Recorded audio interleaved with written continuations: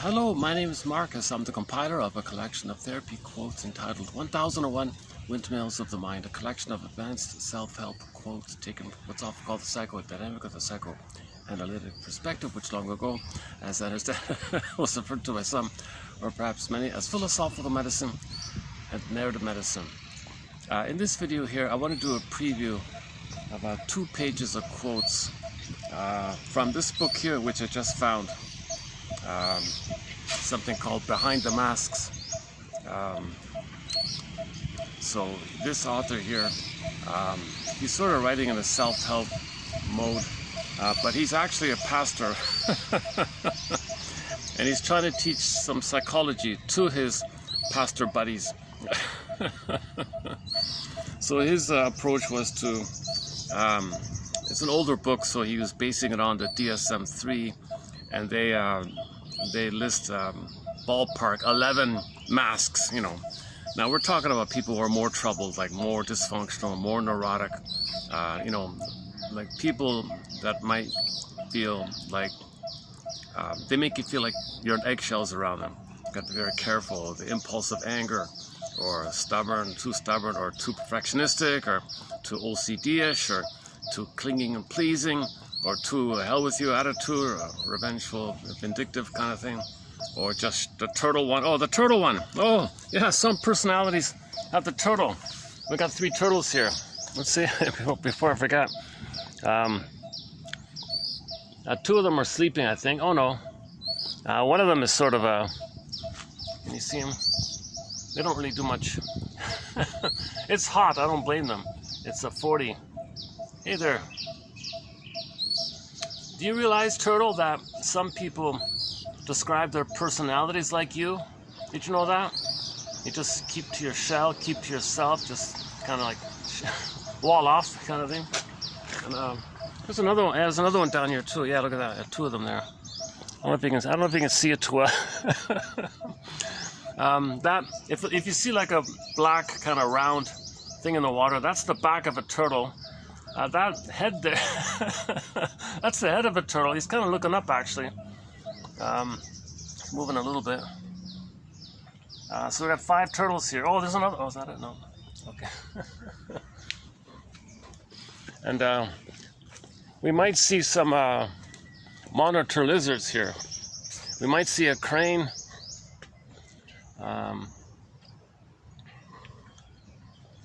So far, I saw 1 crane and 1 monitor lizard, and now 5 of these turtles. So anyways, but I won't run through the whole 11 there, so I'll just maybe I just started it on the book, so I'll just do part of it, and maybe I'll follow up later on. So he speaks in general kind of, you know, self-help kind of terms. It's not too precise or too, it's not really too analytic or something, although he's very, you know, knowledgeable kind of guy. He wrote a whole bunch of books. His book on the psychology of religion, that's quite good. That's his. So we'll post one of those quotes from his other book called The Psychology of Religion. He was very careful about that, right? He was very careful to, like the audience, not to annoy the audience, but still slip in psychology. Come on, people, there's psychology here. It's really psychological, but let's use some of your terms, but it's really psychological. Can I help you like that? So he's one of the rare birds. Him, Mel D. Faber, John A. Sanford, what's that other guy? His book's out of print, called Haas. What's his name? Forrest Haas. And there's another guy. There's a handful of people, Von Franz and the Jungian people, of course. And then they also give you the psychology of religion. And his sort of summary of it all, that psychology of religion one is, his summary is, okay, people, let's put it this way. Let's say it's like the other philosophers say, it's an illusion. You know, your wishes, you're a surrogate parent, and you feel helpless, so you want a parent to make you feel safer or something. Or you project. So let's say, just for the sake of argument, let's say it is just a wish, fantasy, you know, It comes from your dreams. You put it out, what you need, compensation. So you want to have some kind of satisfaction of your needs. So you create a story, and like Miss Fairy Tale, religious stories that reflect the inner as above, so below. So it's kind of like a dream like that, or an illusion like that. It's symbolic of the inner. Let's say that's the case. Let's say religion is an illusion, but it's helping you to know yourself. It's a bridge to know yourself. It's the means to know yourself. Projection is the means of bringing repressed material to consciousness. So if religion is basically a projection of our inner life, projection is the means of bringing repressed material to consciousness. Something you don't like about yourself, you say others have it, think it, did it, want it, do it, whatever. That's talking about yourself usually. So just apply that more broadly kind of thing. So where do we go here? Yeah, okay, so let's it's called Behind the Mask. Where is it again? It's called Behind the Mask, sorry. Oh, here are his other books, yeah. Oates, Behind the Mask. Yeah, The Struggle to Be Free, Your Grief, sort of like, and then for his community kind of thing. Yeah.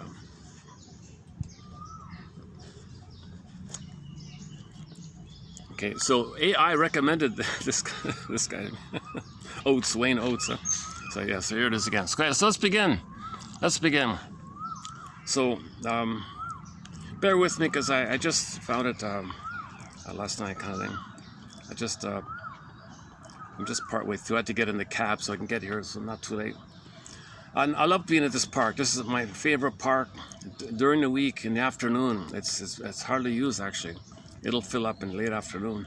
It's 36 at the moment with the heat, with the feel real heat index. It's 40, they say. A little slight breeze, so that's a big help. Okay, enough about the weather report here. Okay, so he says that so he's talking to he's talking to the public, to his colleagues, just to anybody, right? So I just changed it here. So our colleagues, or many people, let's say, with the disorder of the self, with the difficult personality, let's say narcissist, bully, Iago, turtle, waif, those kind of personalities, or codependent, clinging. So those are kind of like masks. These defensive structures that we create, we learned it to survive. The problems we keep using it becomes a mask. So this is also known as the pseudo-self. So this pseudo-self overlays, or this mask overlays, the impaired true self, real self, authentic self, the budding beauty, who we'd be had we been loved self, the emerging self, the sense of self, the ontological self, feeling, embodying, and expressing what's unique about you, like the real I, the core I, that kind of realness of you is all frozen with trauma, suspended, put on hold. The main quality is that you animated, you feel real alive, civilized. By the princess, she flies away. The princess, okay, maybe like morphs into a bird and flies away, morphs into a fox in fairy tales, runs away, or she's or Snow White in a coma, Rapunzel in a tower, and this cord gets pulled down, and so on and so forth. That's personification, like our symbol of the animating aliveness, feeling a real and alive quality of the real self. So the real self, you feel real and alive. That's that soulful anima, the soulful, not the soul embodiment. It's so called the feminine, called your beingness, the serene, inexhaustible fullness of being, the feminine, the moon, the stillness quality. It's a presence, a beingness like that. That's all frozen. If it's frozen, pain, scaffold. You got to cloak it. You got to protect it, shield it with the false self. So back in whenever it was, the 50s or something. So I don't go with the DSI. Like a lot of people, I also don't refer to this book here. But these guys were sort of the first to kind of offer some potential classification of personalities. They admit it's faulty, a lot of overlap. We've got to start somewhere kind of thing, because prior to the DSM, there was nothing really. You might as well just use the Enneagram. The Enneagram is comparable to this, in my humble opinion. The Enneagram is just as good as this 11 here, but they want to be more. So what 11 are we talking about here? Okay, so first of all, our goal here, the task here, Mr. Oates says, is in relation to each of whoever, okay, to each person you're dealing with, who has one of these masking lifestyles, wearing a mask, the mask we wear, the false self, defensive self, So the false self is there to protect you from the wound of your real self. Not meant to replace your real self. It's only there as a shield. So you got to identify that, and so then you can welcome and process, assimilate, admit the hurt, feel the pain, feel now what you couldn't have felt, know now what you could have known.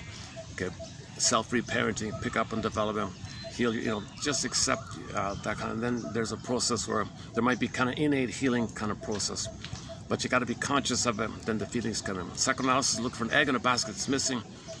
So first the ideas are helpful. So weaving a basket here. So he says here, so the goal is to help the person let their emerging self come back to them. So we want the people you're helping, you hope that they can get in touch with their wounded self so it can be healed and blossom and re-emerge.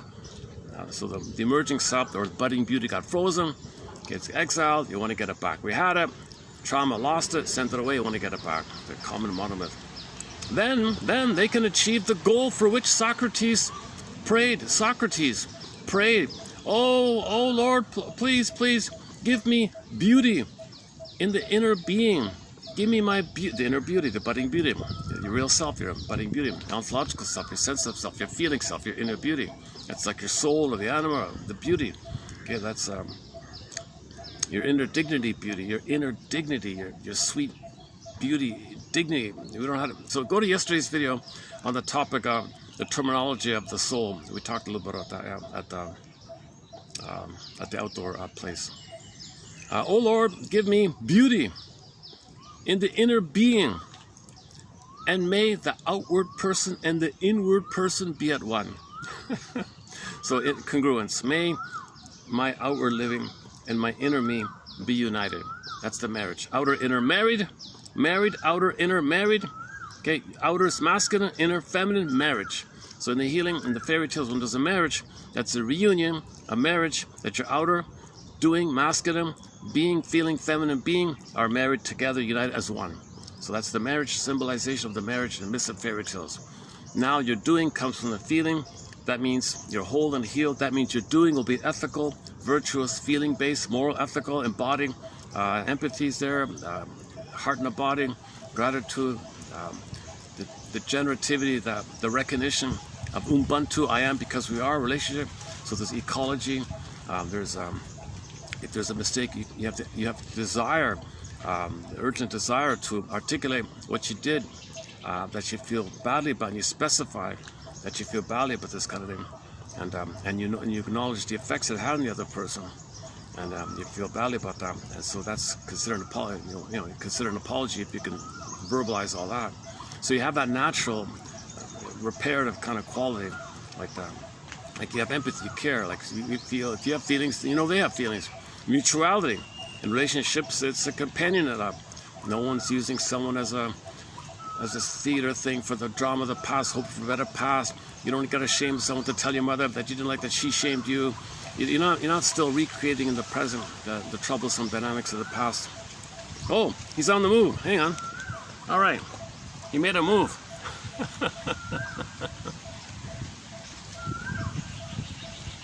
He blinked. Hey, he blinked. Hey, I saw you blink. Am I getting him in? Sometimes I gotta angle it to get it in. I gotta angle it right.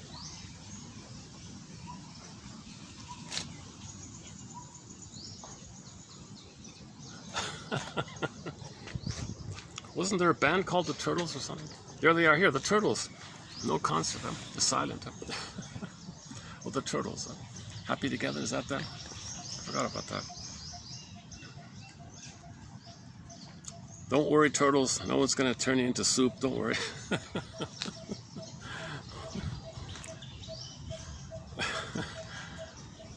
Okay, where are we? Give me beauty in the inner being. So that's, you want the return of your feelings. That's an reaction, a catharsis, an emotional knowing, or you can accept. When you accept that in trauma, you're living in the past, dwelling in the past, recreating in the present, versions of the past, hoping to change the past. Or fixations, you hope that sweetness, a sweet cookie will be mother sweetness in the past. Stimulating fluid like wine will be mother's sweetness in the past. A thing you buy, material goods, money, will be mother's material stable in the past. So you got smoking and promiscuity. You confront your oral fixations.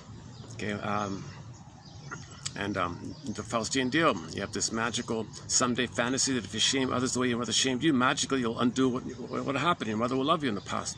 So there's no time in the baby's brain. There's no time, and there's trauma there. It's looping. It's a circuit. All the energy spinning around, driving the person, recreating, hoping the past. But post that critical wiring time, it's all symbolic. Symbolic mother. So you're a fugitive from your mother, but looking for her. Love, fugitive from the love that you seek. So the oral fixations. Get repetition compulsion, symbolic acting out, transfer the past to the present acting out. So people in the present are just cast into roles like characters, and it's like a theater thing. And you don't want to know it because the pain drives you to repeat, because the pain means baby needs mother's love, and you're operating from the neurocircuit. The neurocircuits are driving you. These neurocircuits, that's like unconscious fantasies, unconscious motivation, unconscious determination. Pain in there, the pain makes us repeat. We want to get out of the pain. So the hope is that something in the present can be mother in the past, because if we did get mother in the past, we'd feel safe, basic trust preserved. There's a key one there with the basic trust preserved, and with the safety of the basic trust, the feelings and the beauty can stay with the outer.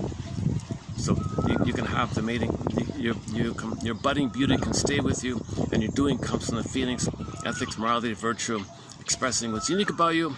That's the path of the heart, meaningful, blue jay. It's pleasant to share what's unique about you. Oh, hey, there he is. All right. Oh, did we get a little glimpse of him? That was the crane, one of the cranes. All right, cool. Oh, that's another one. Man, oh man, yeah.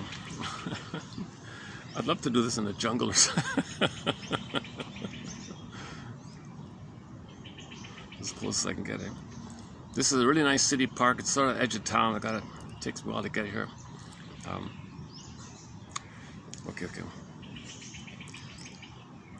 Okay. I'm noticing the turtle, the antics of the turtle there. So yeah. So okay. Again, our clients have a pseudo self overlaying their impaired real self. Our task in relation to each of these masking lifestyles, that's your neurotic self, your defensive self, your fake self, your pseudo self, your as if self. This is the act you play. You learned it to survive, and you're still doing it. So we want to be able to shine a lantern on it, why it's there, and then we realize that we don't need it all the time. And then you got to give I'll hope for a better childhood past. That means you got to consent. The key one here is you got to consent. Admit, yes, the greatest hurt of all, mother failed me, she betrayed me, she was impaired, she was hoping for a better past on her end, wasn't emotionally available to love the child in the present. So we got to face these kind of things. Oh, hey, there he is. All right.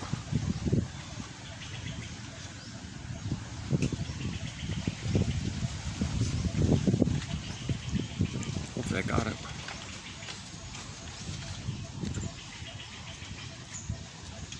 Man, people who work as photographers for nature magazines, they have a great life. Just hang out in nature, take a picture of a crocodile. Oh, they're on the move. The turtles are on the move. They're getting the band back together again. Well, we gotta close up with the song by that band, I guess. I'm not too familiar with them. All right. So that's a basic opening self-help kind of premise. It's meaningless. It's the wasteland. It's false. It's living the provisional life. It's living the unlived life. It's Klieglos, repetition compulsion, Tantalus. Okay, hamster wheel, whatever you want to call it. He calls it he refers to it as the treadmill. Because you repeat, hoping for a better past. You're not in the present. You're in the past all the time. You're living in the past, dwelling in the past. The present is just recreations of the past. Yes, materially, you get the presence, the present, but your feeling and your emotion and your drive and your energy and what you're looking for, what you're driving for, what you're ultimately motivated to do is to get mother. No mother, you're not in the nursery. How do you look for mother? Symbolic. Okay, again, oral fixation. So the symbolic mother doesn't work. So you feel kind of like, what's the point? Why am I doing this all the time? You're spinning this around. That's called kliglos in ancient Greece, minus repetition, or the Sisyphus, or the hamster wheel like that, or the famous Santayana quote, doing it over and over again. So that's the idea. We got to face, can we notice a here and now example of one of these repetitions? Okay, that's a specific here and now example of the past, that origin. And it's a pattern, you do it all the time. So you have this pattern, you learned it back then, that's why you're doing what you're doing now. You gotta kind of make yourself conscious of the repetition compulsion. Okay, it's there because of the trauma, so you admit there's trauma. You had a need, wasn't met. And what do babies do when they're traumatized? Exile the soul, okay, and then repeat, hoping for a better outcome. Make themselves numb, repeat, hypnotize, trance, and the final layer of the cake is rationalization, where the id says to the ego, cover me, don't let him know, need to know, he can't know this, it's too painful to know this, make him numb, give him an excuse, give him a belief, give him a rationalization, give him some silly thing to say to fool himself and others, need to know, he can't know that we think, the unconscious thinks, that the cookie's mother, okay. I might have to sometimes, I'm kind of in a little pathway here, I might have to move sometimes if we're gonna, yeah, okay, hang on a second. I think this is a sort of a popular spot here with the turtles. Oh, they're not coming, okay. Okay,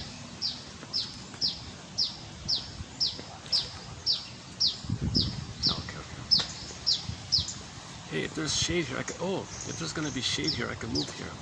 When I started, there was more shade here. Yeah, what about if I move here?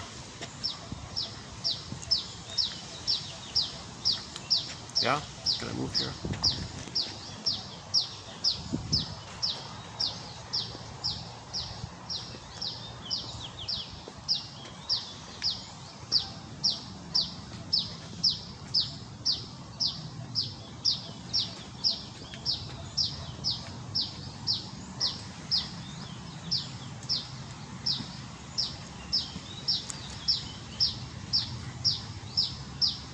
I talked about littering in the previous video. Let's not do it again this time. Let's focus on the turtles. All right, let's go back to the 11 masks. The 11 masks we wear, according to. I also, like a lot of people, I also don't refer to this classification here, and they openly admit there's a lot of overlap, but there's enough differences to make them distinct. But keep in mind a lot of overlap. So just forget about the label, look at the aspect of it, and focus on the different traits of each, and forget about any kind of umbrella term for it. I think it's too confusing, personally. Anyways, the 11 are, drum roll please, in no particular order.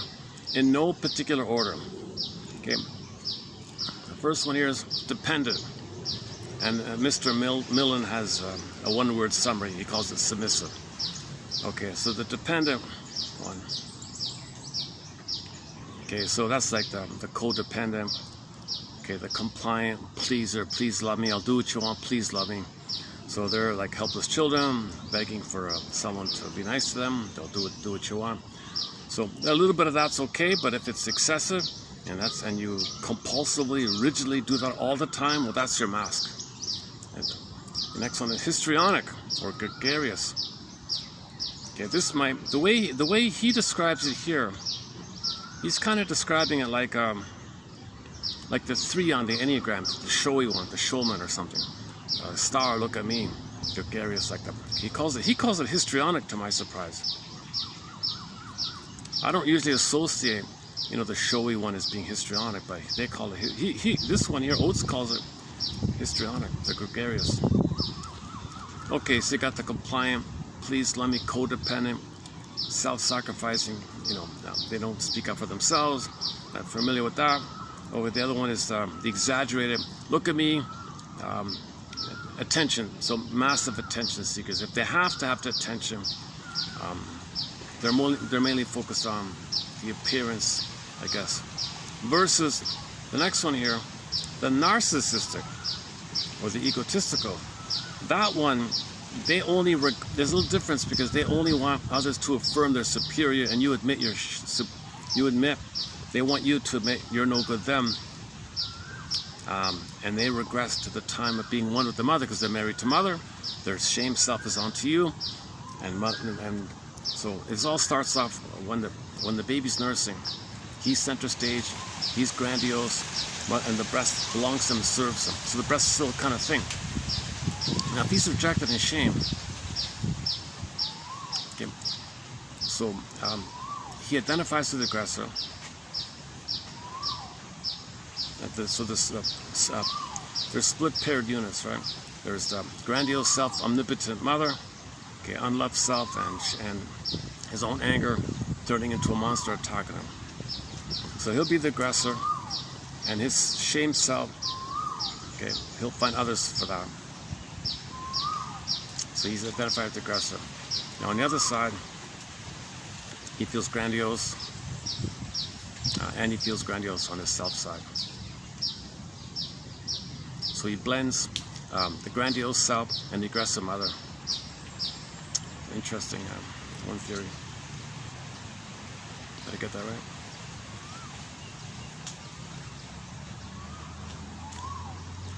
So the baby center stage, he's grandiose, mother's omnipotent. He might just, or simply just frozen there. Oh, there's a little baby. Oh, I can't see. Oh, there's a baby snake there. Oh, look at that. I've never seen that kind of snake before. Yeah. There's a little baby snake. Oh, bacon here. I'm baking already. Oh, it's getting hotter, eh? Is it getting hotter? What is it, 3 o'clock? All right.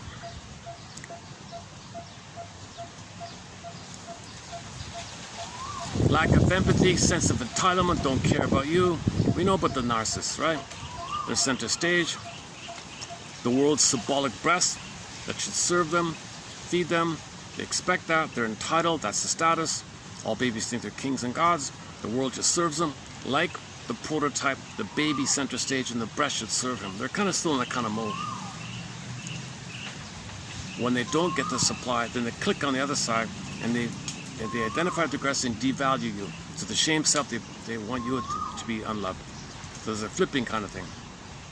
Useful, fine. If not, click. They're the aggressor, and the other one's devalued. So they're very egocentric. Everything's about them. They're the baby. If they get something, of course, it's supposed to be that way. They can't have gratitude because they don't have a sense of identity for gratitude. That's later on. They're still in the original feeding thing. Gratitude is like a later on thing. They haven't reached that yet. So they're still expecting that the world owes them a living. They're center stage. What's wrong with you? If they don't get a narcissistic injury, what's wrong with you? So they didn't need you anyways, maybe. So they have to maintain that babyhood state, and at the same time pay the aggressor when they don't get what they want. So they kind of flip like that. Egocentricity, right? So and the entitlement is, yes, babies are entitled. Center stage, yes, it is all about the baby. Okay, the greedy, yes, of course. Envy, because sure, envy will be there because if they can't get the good, they're triggered and they want to see it damaged. Okay, anyways, dependent or submissive, histrionic or gregarious, narcissistic or egotistical, antisocial or aggressive. We know about that one. I'm not going to focus on the bully one. Okay, compulsive or conforming. Okay, so I'll pick up on these later on. That's like the OCD one. This is the perfectionistic one. Her example was the mother was really strict with every little thing. Kid went to school, was told to write something on the board. She did it, but accidentally put the little piece of chalk, bit of chalk in her pocket. Went home and found the chalk and was terrified. Said, I can't go to school. They're going to punish me so much for taking the little chalk. Oh my God. Nonsense. That wouldn't happen. But the kid is so, the kid was so henpecked by the mother, so abused like that. So she developed very conforming, compulsive kind of thing. Okay, the passive-aggressive. So in the DSM-3, they did have the passive-aggressive, 1, 2, and 3. They took it out later on, but it really should be there. It's a very common pattern. Some people are perpetually passive-aggressive. Okay, so if any, they're in a constant rebellion with others if others want something. So procrastination, dawdle, delay, and make you frustrated. So we'll get into the passive-aggressive one. He calls it here the negativistic. Okay, schizoid, asocial. Okay, now these other ones I don't know, right? I haven't read yet. Avoidant, withdrawn, the turtle. Okay, borderline, unstable. Borderline, the drama one.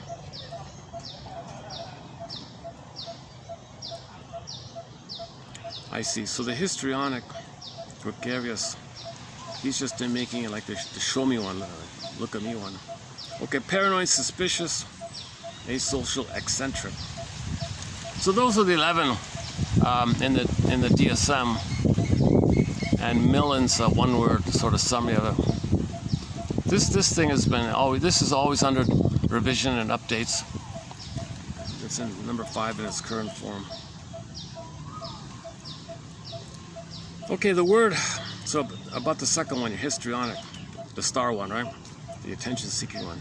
Okay, the word histrionic is derived from the Latin word histrio, which means actor. Okay, in recent psychiatric literature, histrionic has replaced the older term hysterical in describing personality. The word hysterical derives from the Greek hysteria, meaning womb, giving the impression that the term is applicable only to women. Current writings on the subject, however, use the term histrionic to refer to both women and men. Okay, so that's interesting, a trivia there. So the stereotype, if a woman's dramatic or throwing a fit, she's hysterical. They would say, wandering womb, well, what's going on here? Is it a feminine thing? Wombs? Okay, let's get rid of this term and let's have a more, that men can also be kind of like drama queens or attention seeking. So let's just call it histrionic. Histrionic. Okay. Either a man or a woman can follow an extremely other-directed, crowd-pleasing, star-performing, glittering, attention-getting way of life. Such persons are actors, but seem never to be off stage. They're never off stage. They're always on stage, right? As contrasted with serious players who form lifelong and durable relationships of trust and loyalty with their loved ones, friends, and colleagues. Okay, so now these star types, right, like putting on a show all the time, through many seductive ways, they maneuver, manipulate, exert pressure, and maintain many masks. Oh, they're actors, right? Okay, they're chameleon, I guess. Oh, I see, they're chameleon. This is the 3 on the Enneagram. This sounds like, okay, through many seductive ways, they maneuver, manipulate, exert pressure, and maintain many masks to extract what they need and want from others. They are seriously impaired in the capacity to form and maintain steadfast, loyal, and durable relationships with the same person or persons over a long period of time. They are summer patriots in superficial, short-lived liaisons. One guy refers to them as having a marketing character, like they're on advertising character, a marketing character. For the marketing character, everything is transformed into a commodity. Not only things, but the person himself. His energy, his skills, his knowledge, his opinions, feelings, even his smiles or her smiles. We are left to wonder who that person is behind that mask. Oops.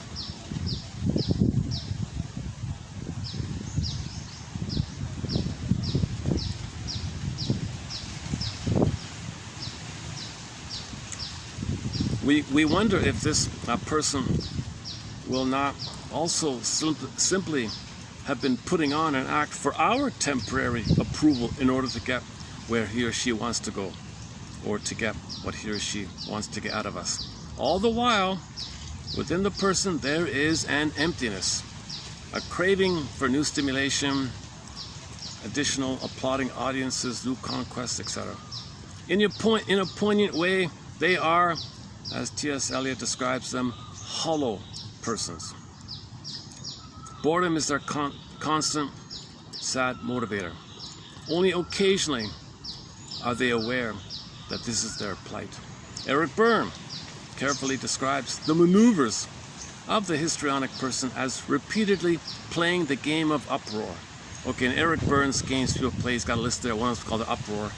I don't have it here. Anyways, he says that these games are part of a larger script, a life pattern based on decisions made in childhood. Okay, so making a scene, maybe, I don't know. I have to look that up with Uproar. All right. Underneath their apparent shallowness and avoidance of inner life, histrionic persons have an impaired memory of their encounters with others. When you are out of their sight, you are out of their mind. They have moved on. This sounds like the Peter Pan now, right? There's the overlap here with the 7 on the Enneagram. This is starting to sound like a little bit like the Flighty 7 or something. When you are out of their sight, you're out of their mind. They have moved on to a newer stimulus of experience.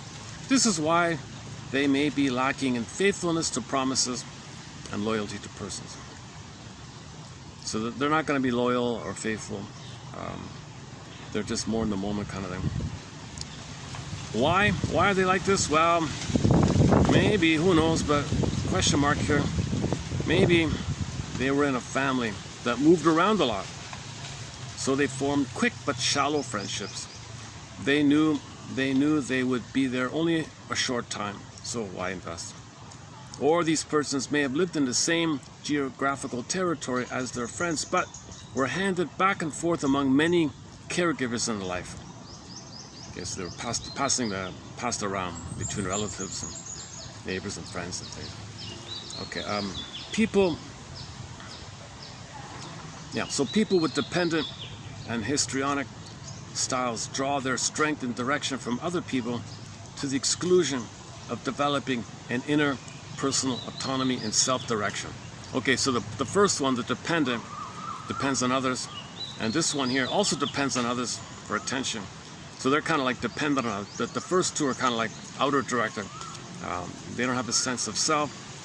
They only feel better when others either take care of them or say how amazing they are or something. And then the narcissistic one, or the self-absorbed persons, just want to gratify their narcissistic supply. They just want their supply, symbolic supply and confirmation that they're entitled, and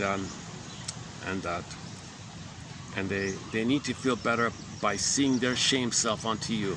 They want a scapegoat to project their shame self onto you, and you got to stand in for their shame self so they feel better. If they don't admit the shame self in them, and you're around for them to say you're no good, they feel superior. So that's what they want. They're kind of doing it that way. They're more focused on this status of I feel better because by comparison you're my no good me, so I can be the better one. Something like that. Self-absorbed. Self-absorbed persons draw their sense of security, satisfaction from being above the crowd, disdain of, and superior to other people. Okay, so they think they're whatever, brighter, more beautiful, thus stronger, certainly more important than others. Yeah, they think they're more important than you. Yeah. So this is famous. This is very famous narcissism. So the reason they have contempt and look down on others is because mother did that to them. They've identified with the mother, and they gotta have a mother, and they gotta have a hope that one day mother will love them. And the only way to hope that one day mother will love them is to find proxies of them to shame in a negative magic gesture. where the proxy is shame, and the proxy will wait for mother's love, but they'll be the mother that says no to the proxy. So the proxy hopes, and they say no to them. So they always need a proxy to hope, and that's their hope to get mother's love in the past, but they're the mother that says no to the proxy themselves. This is a twisted thing like that. Because the narcissist says all people are waiting and hoping and waiting for mother's love in the past. But narcissists can't do it directly. They got to find proxies. Hey, proxy, you hope for mother's love. I want you to think something positive. You'll be me. So you'll do the hoping, and I'll say no to you. Okay, thank you for hoping. And doing this again and again is their constant hope for their hope. It's just using proxy to hope, which they're going to reject. So they need they need someone to shame. They need someone to belittle. They need something. They need to put others down to feel better about themselves. So that slogan, they need to find ways to make themselves feel better. It's in reference to this. Others got to play their devalued self. They play the mother who shamed them. And the proxy is them crying for love, and they say no to them. That's what happened to them. But the proxy crying for love, wanting love in their fantasy, that's them wanting love. But they're the mother who says no to them. So this is a perverse, disturbed, sick kind of thing. That's why it's a mask. It's unlived life, provisional life. So anybody who's arrogant, superior, okay, well, okay, don't be impressed. Don't. They're wearing a mask. If you're not loving, if you're not from your authentic self, basically you're wearing some kind of mask, right? Question of degree, I guess, how severe it is, I guess, or how much pain there is, how much dependency on the mask there is. The more rigid it is, the more of a mask it is. The reason these things are rigid, because the needs are so intense. Like, the need was never met. Like, if people are stubborn, it comes from the compulsion that baby has to get mother's love. So one guy said about the religious thing, oh, it's got to be true. The forcefulness is the baby's demand to get mother. That's coming from there. The need is still there. When the needs are not met, you kind of hope to get it, unless you can realize you're not in the nursery. That's where the time factor comes in. You got to admit the time factor, that the now isn't the past, but the unconscious thinks there's no time. All time is that time.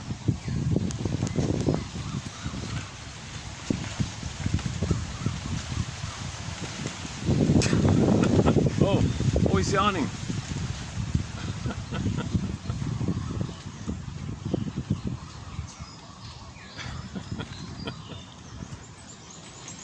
Are we getting him in? Sorry, I might be pointing at not getting it in. Let's see, where is it? I can't see if I'm getting it or not. Are we getting it? Jesus, I can't even see it. Am I holding it in the right way? Somewhere around here, right? How about these ones here? What about these ones? Oh. Oh, there's another one. Oh, that means there's 6 of them. Ah. Oh, you've been hiding in the background, huh?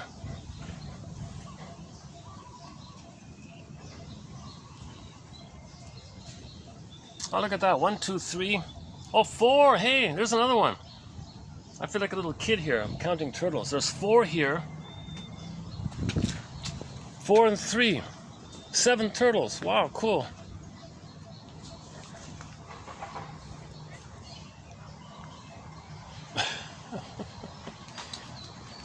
Oh, there's a monitor lizard. All right.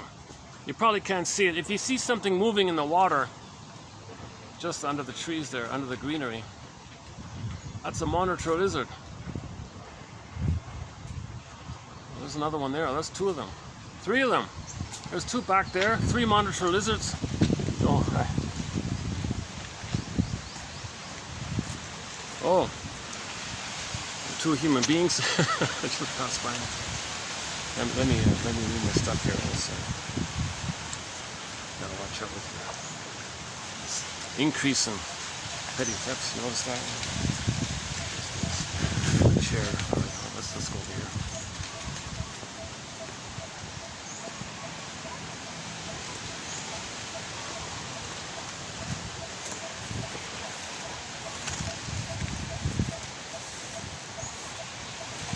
Yeah, the kids are just standing right. They're just standing right at my table, checking just to see if there's something they can take. If I turn my back for 1 second, they'll grab something. I might grab something. Maybe not, maybe. They're not locals, eh? They're tourists.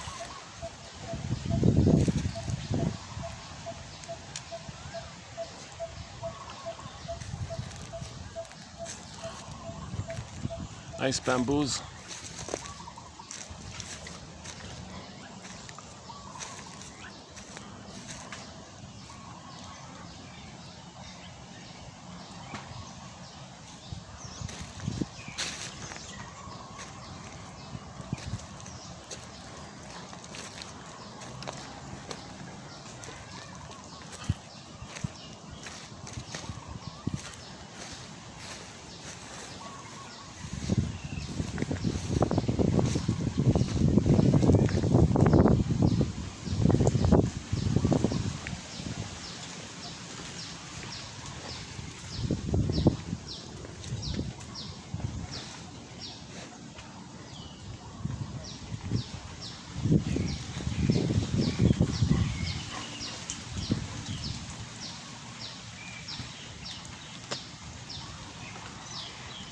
You know, normally I wouldn't include fluffy, general, vague, self-help kind of descriptions like this, but considering who it's from, I want to include it. I want to give this guy as much credit as possible, so far as I can tell.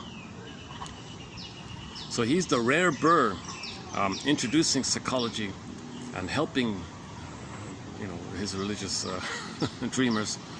You know what? Maybe it's useful to analyze ourselves. Maybe religion is just a bridgeway to know ourselves. Have you ever thought of that, guys? Maybe it's just a dream, and dreams come from the inside. Where are we here? Self-absorbed person. Okay. Okay, this self-estimate is a naive, unexamined, but tenaciously held assumption of the self-absorbed narcissistic lifestyle. A childish sense of all the powerfulness and limitlessness due to the imagination. You're coming from the memory, the frozen memory of the time when you were a king and a god. So you think like in those kind of terms, special and grandiose. You know. You're in a solipsistic bubble. Okay, and then again, the breast is the thing they own. So later on, if that's frozen there, how you see that later on, up until 18 months, if the kid plays with the dolls, with the toys, it's just them and the toy. They don't play with the other kids too much, right? And if it's still there later on, the girl might play with her dolls. All right, doll number one, you play this role. Doll number two, you play this role. And she's solipsistic bubble, and she's kind of in that mode like that. She doesn't play with the other kids. Whereas a healthier kid will forget about the dolls and interact in a playful way with the actual real kids and have more fun and playing with real kids her age kind of. Whereas the other one, the narcissistic one, I don't really see that. I kind of like apply this template blueprint to my life. So others are just things that just serve me, like those dolls assigned roles which I control, and they're things. Or the 1-year-old in the sandbox, they're alone with their little toys, ignoring the other kids probably. But if they do interact with the other kids, it's not really in a feeling way. They might even hit the other kids, like, because they don't understand the feelings like that. They just think they're center stage and everything else is just a thing like that. So narcissists come from this. They kind of come from this solipsistic bubble of them and the breast in a fusion, merging, symbiosis, undifferentiation, non-differentiation. They're center stage. The breast serves them. They own the breast. And if there's trauma there, you overlay that onto the world. I think the world's the breast that should serve you. Okay, now mother's supposed to just handle you. So if you get angry, you throw it, then mother didn't do it. Okay, translation. You plunder from the planet and dump pollution on the planet. So we're extracting from the planet, vampire squid from the planet, and dumping pollution on the planet because we're still in that mode of trauma, of being removed from the mother, where the cycling wasn't complete. Okay, on that topic, yesterday's video on the cycling and the incomplete cycling. So, baby, so the center vein in the cord sends everything, the other two veins in the cord sends it up, the placenta, down, two up, and it cycles around. If it's interrupted, that's supposed to continue. So, like, you can't sever that at birth. It's a lotus birth. Are there any lotus? Oh. There might be some lotus flowers around here. So the lotus flower stem pod, right? So the baby's meant to keep the cord and the placenta for a couple of days after birth. The cycling's still going on. If you break it, whoa, well, you're still expecting to get, and you dump. Phantom placenta, the planet becomes placenta. Placenta you receive, and you dump. So we extract everything from the earth, demand greedily, entitledly. Of course, on my right, I'm grandiose. To get, greed, so we're plundering the planet, and we're polluting the planet. There's no cycle. There's limited. There's no real recycling. 10 billion tons of plastic being dumped to the ocean. All the coffee grinds and landfills. We're just dumping. The natural. If somebody had more of a felt sense about this, they'd say the common sense would be ecology here. Put the coffee grinds in the compost or in the fertilizer. Now they're saying you can heat it up and it'll make the cement, the concrete slabs 30% stronger and use 30% less sand. If you use the coffee grinds, heat it up, fuse it in with the sand when you make concrete. Perfect recycling model, right? So that's a natural thing you'd have. But if you're angry that the cycling didn't take place, then you're still waiting to get your cycling needs met. You're still waiting for you to get mother's love by plundering the planet and being able to send out your waste, and the planet will digest it. Okay, reality check. You're not in the womb. You're not in the nursing time. Okay, the planet cannot digest, process, break up, assimilate endless tons of billions of tons of plastic. Okay, it's not like that, and it can't just take all the time. So the planet's not your breast mother. You're not in the nursery. But the unconscious doesn't know time. That's the problem. They don't know time. This timelessness in us is driving 90+% of our efforts and motivation is coming from this timeless thing. If just during that timeless thing, it's based on such a trauma. That's why we're plundering and polluting. That's one theory. So for more on that, so Lloyd Damas on the phantom placenta, Mott, Francis Mott on the cord one, and other people as well. Yeah. So I won't do it here, but we have a thing called the 55 symptoms of Homo traumicus, as above, so below.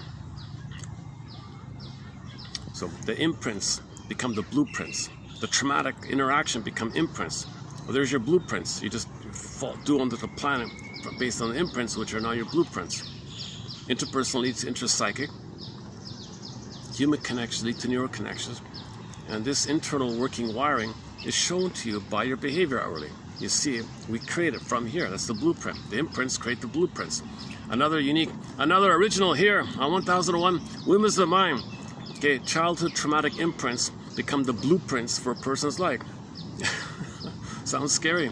It's a very emotional kind of thought, I feel. No views. No, I think I got like 10 views. Look up in the short section for more on that one. And then click the regular video for the rest of it. Are we finished with the self-absorbed ones? Self-absorbed people exploit, use, feel entitled, indulge. Okay. Grandly assumed entitlement, believing that what others do for them is only what they deserve and they're entitled to. So there's no gratitude. If they get something, well, of course I'm a king and a god. Of course, it's the natural state. They're coming from the point of view that it is the natural state for the baby to receive mother's sweetness and soothing and milk and all that. It's now tenderness, it's all goods. So when maternal goods are missing, he looks for narcissistic supply. That narcissistic supply is symbolic of the maternal goods. His thinking is coming from the trauma at that place. So there's no gratitude because babies are entitled to get it all.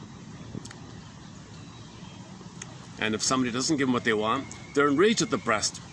So they spend their lives coercing, inducing, expecting, prodding the world, the breast, to serve them. They can't get it. Rage, narcissistic injury. Click in the mind. They become the aggressor. You're their no good self, and then flip back. Okay, let me clarify. So you got the. It's called part self-representation. That's grandiose.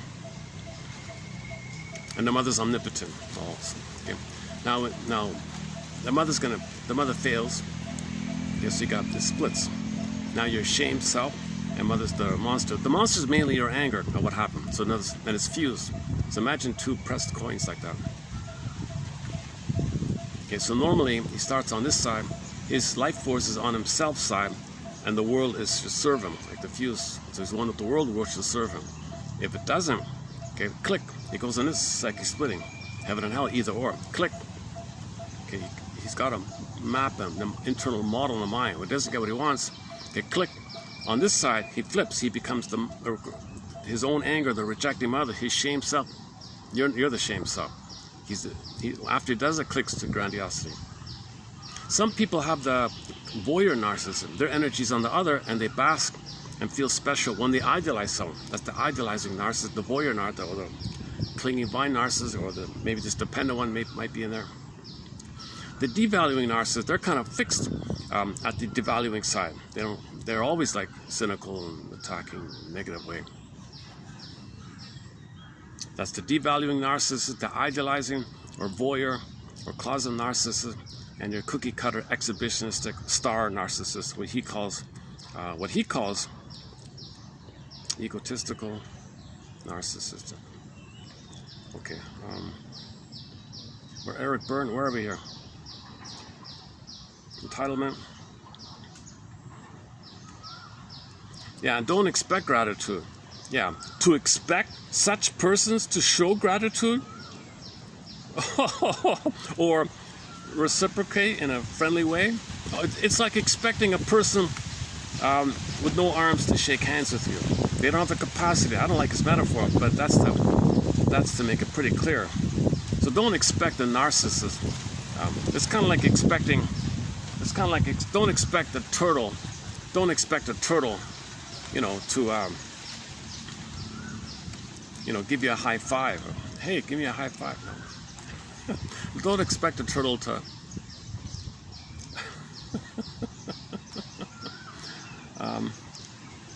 fly. Don't expect a turtle to fly. Are there flying turtles? Are there such a thing?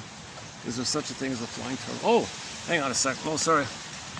Yeah, go ahead. It's all yours. They got 7 turtles in there. Oh, I got a photographer guy. Oh, there's a guy with the fancy camera.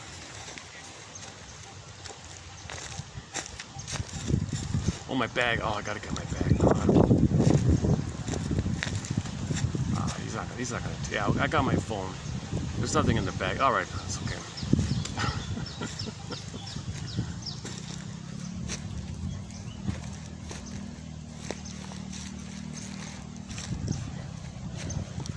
There's a bird watching club in this park. He must be one of them.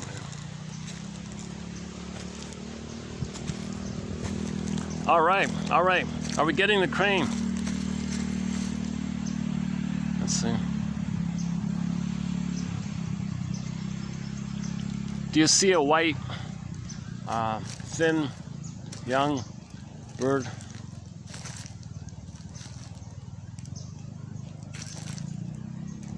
He's walking away.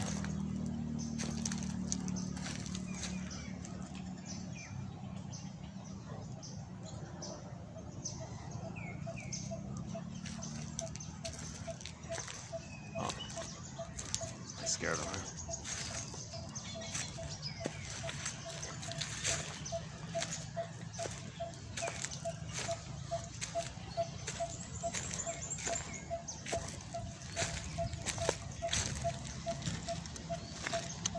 Oh, he wasn't impressed. He was looking for birds.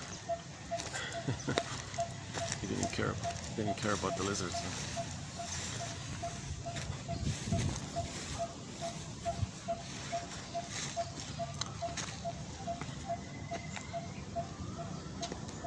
No, I mean, he's definitely the one of the bird watcher guys. He's staring into into the greenery.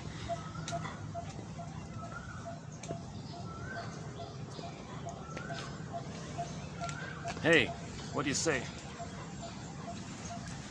Okay, expecting a turtle to talk. Expecting a turtle to speak English to you. Okay, that's what you're doing if you expect warmth and gratitude and affection and feeling and reciprocity with the narcissist. Forget it. Forget it. No matter. That's a tough lesson to learn. I also felt shocked upon. Hey, here's the monitor lizard. Let's see.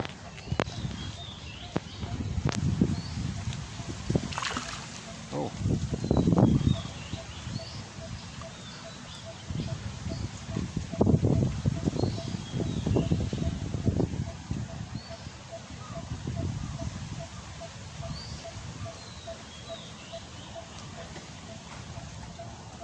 Nice little spot.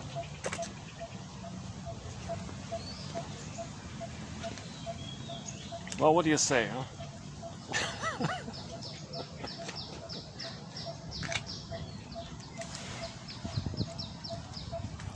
This is the most interactive I've ever been with turtles. To tell you the truth.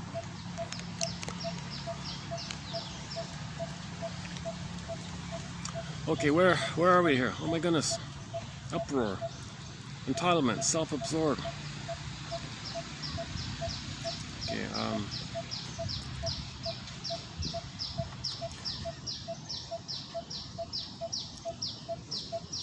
Okay, so they're also known as okay, that's it. Yeah, okay, finished. All right. Someone called it the exploitative. They have an exploitative mindset. So their mindset is exploit, entitle, get, like you owe me, the world owes me. Gratitude, what? Oh my God. That's how traumatic it is. It's natural for a person to feel gratitude. That's the natural state of affairs after a baby's love. If a person doesn't feel gratitude in his life, one quote was, make it up in your mind to run, not walk, but run to the nearest shrink.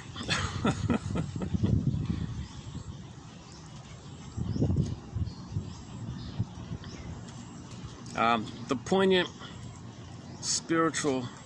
Oh, this is still the narcissist. Okay, the exploitative mindset or the exploitative orientation.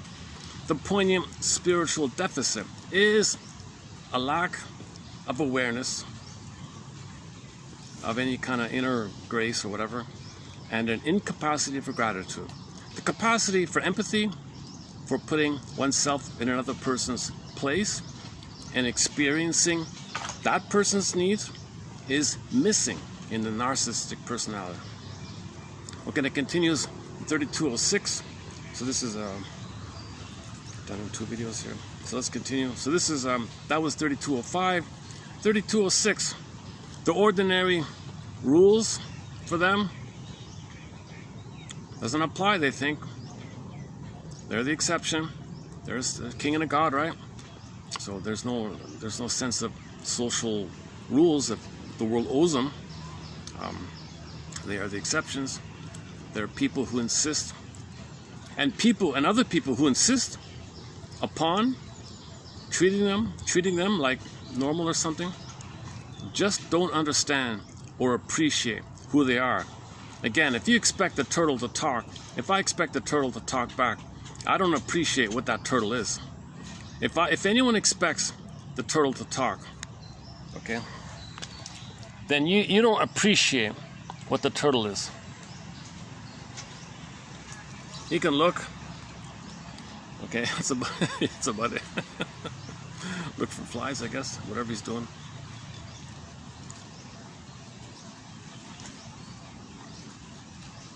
Now I got to be careful with labels. So they're still a human being, but the damage in the brain and the stress and the cortisol in the amygdala is enlarged.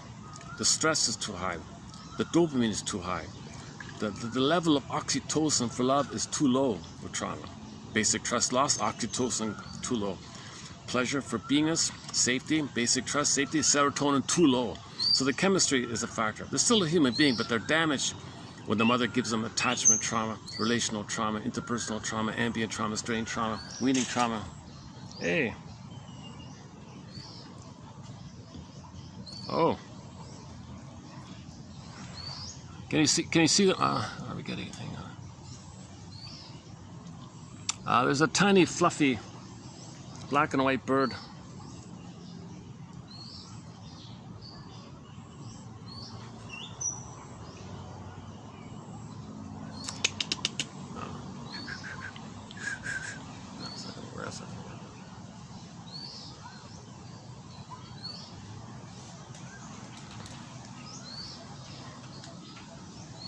You see that turtle?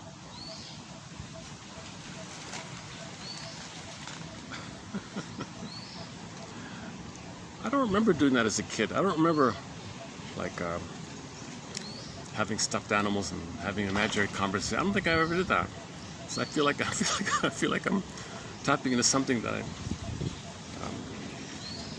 maybe I'm trying to get in touch with something I missed or something. Okay. Yeah. So they quote from a famous book: "Everything is right for me. Everything's lawful for me." Unquote. Okay. If anyone realistically accepts the strictures of time, the accommodations that it takes to live in a give and take reciprocity with other people and abide by rules of considerateness of other people's well-being, well, you'll be in severe conflict with the narcissist. Okay, same idea. If you're expecting reciprocity or warmth or gratitude, see, their mind is, they think that they are doing you a favor to serve them, and you should be thanking them, if anything. Like, the only gift they give in their mind is the gift to let you serve them and think well of them. They think they did something for you. Like, that's how inflated they are, right? One root among many roots of self-absorbed person's spiritual legacy is their feeling from very early in life that their caregivers could not be depended upon. Okay, so maybe separation from the mother, ripped away, the bond is broken at birth, bottled stuff, mother's not around. When they were quite young, the verbal or non-verbal message they got was, quote, "If you get taken care of, you're gonna have to do it yourself." So they have this kind of pseudo kind of thing. They're too young, so they don't have a proper childhood. So these are little adults, like fake little adults. Okay, they learned that their caregivers didn't willingly and lovingly do anything for them. They became survivalists. Okay, so the mind is just survival. Jungle, my greedy, your greedy, either or, world is only living. So they only think the feeling and the love place, it's missing, it's undeveloped, it's damaged. This core got pulled. Earthopothamus core got pulled down. They're in the amygdala area, which is only the fight or flight response. So that's the jungle mentality. Anybody with a jungle mentality, negative humor, dark humor, black humor, cynical, sarcastic, or fixation, all that stuff is survival mentality. They think like these turtles. These turtles, they hang out together, right? Like they do bundle up, but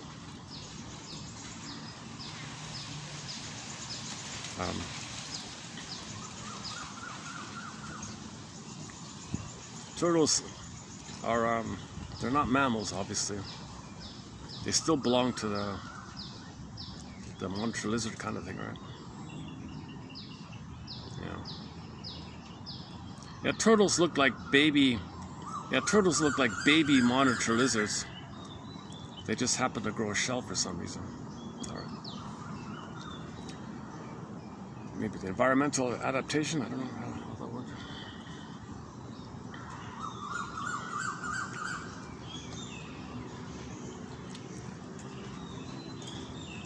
Okay, and this is all knee-jerk for them.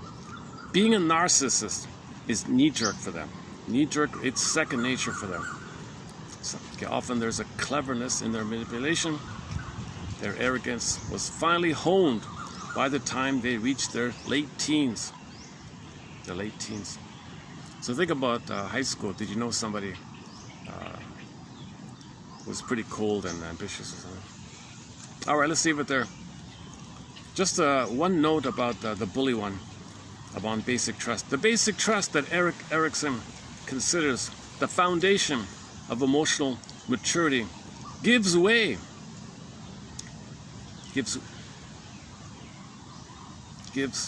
in the antisocial personality to a self-sufficient justification of ruthlessness.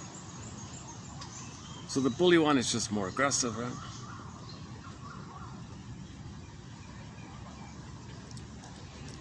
So there's different types of narcissists, like turtle narcissists, the showy narcissist, the waif narcissist, the clinging vine narcissist, the dependent. There's different types. But the bully one, what's that? What's that, these people? Yeah, go ahead. There's turtles. Do you like turtles? Yeah, take a look. You got the, on the left there's 3, and there's 4 of them on the other side. It's okay. Go ahead.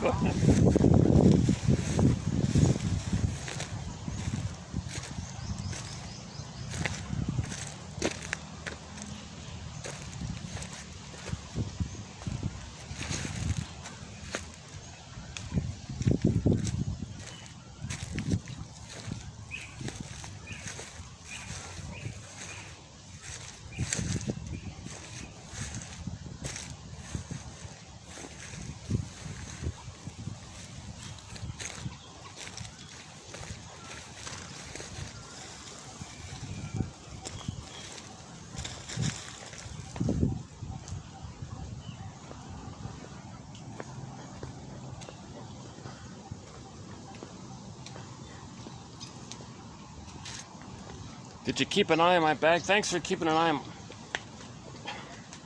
So you can always project, right? You can always use. So you can project onto anything.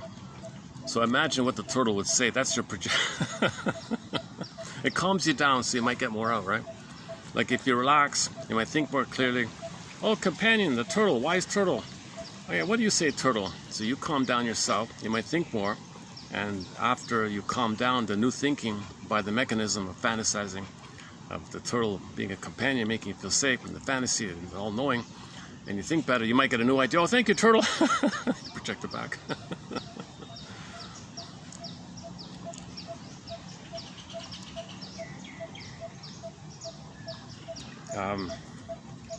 Somebody famous long ago, 5,000, whatever it was, 3, 4, 5,000 years ago, somebody said, "He who is genuinely strong has no fear of being gentle." Yeah.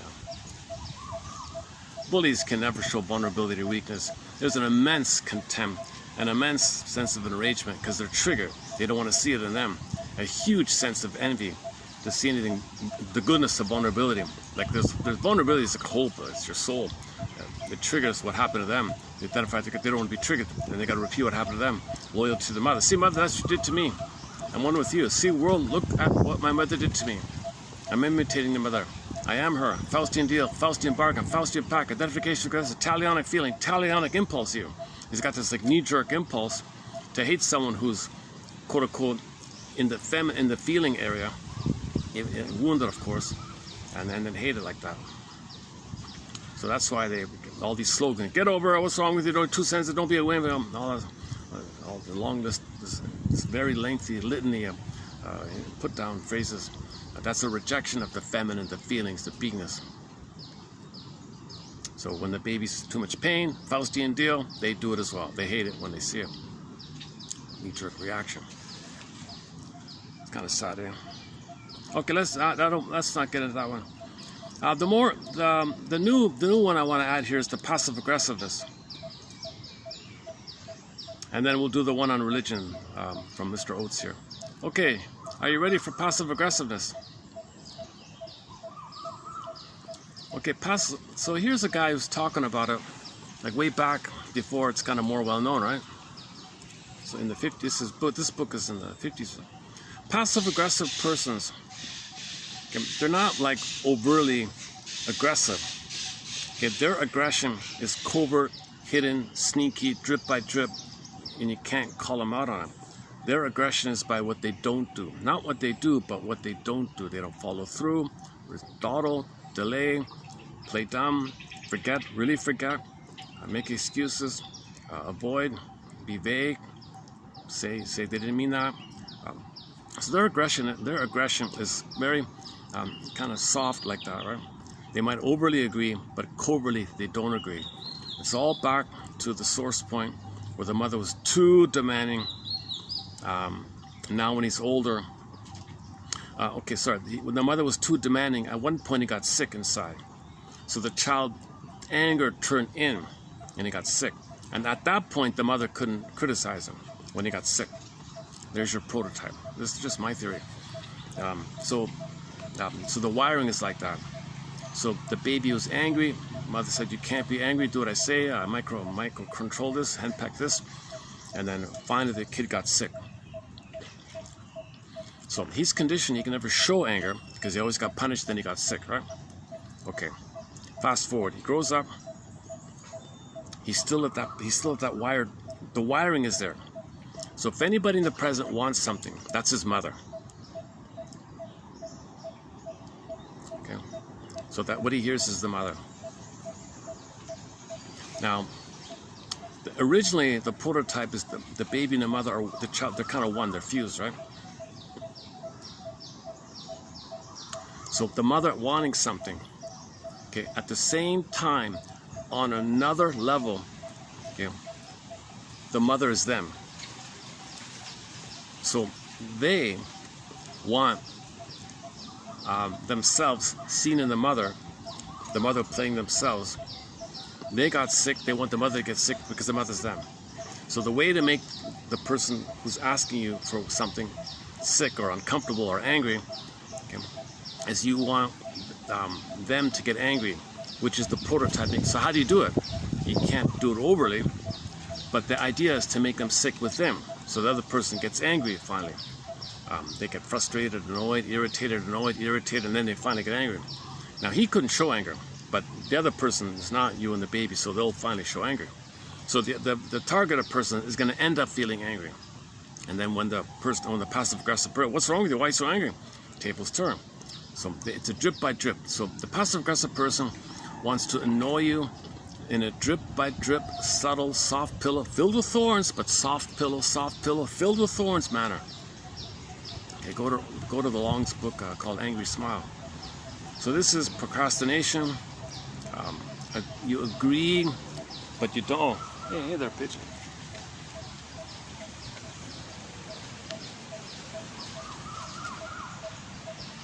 Hey, turtle, what do you say?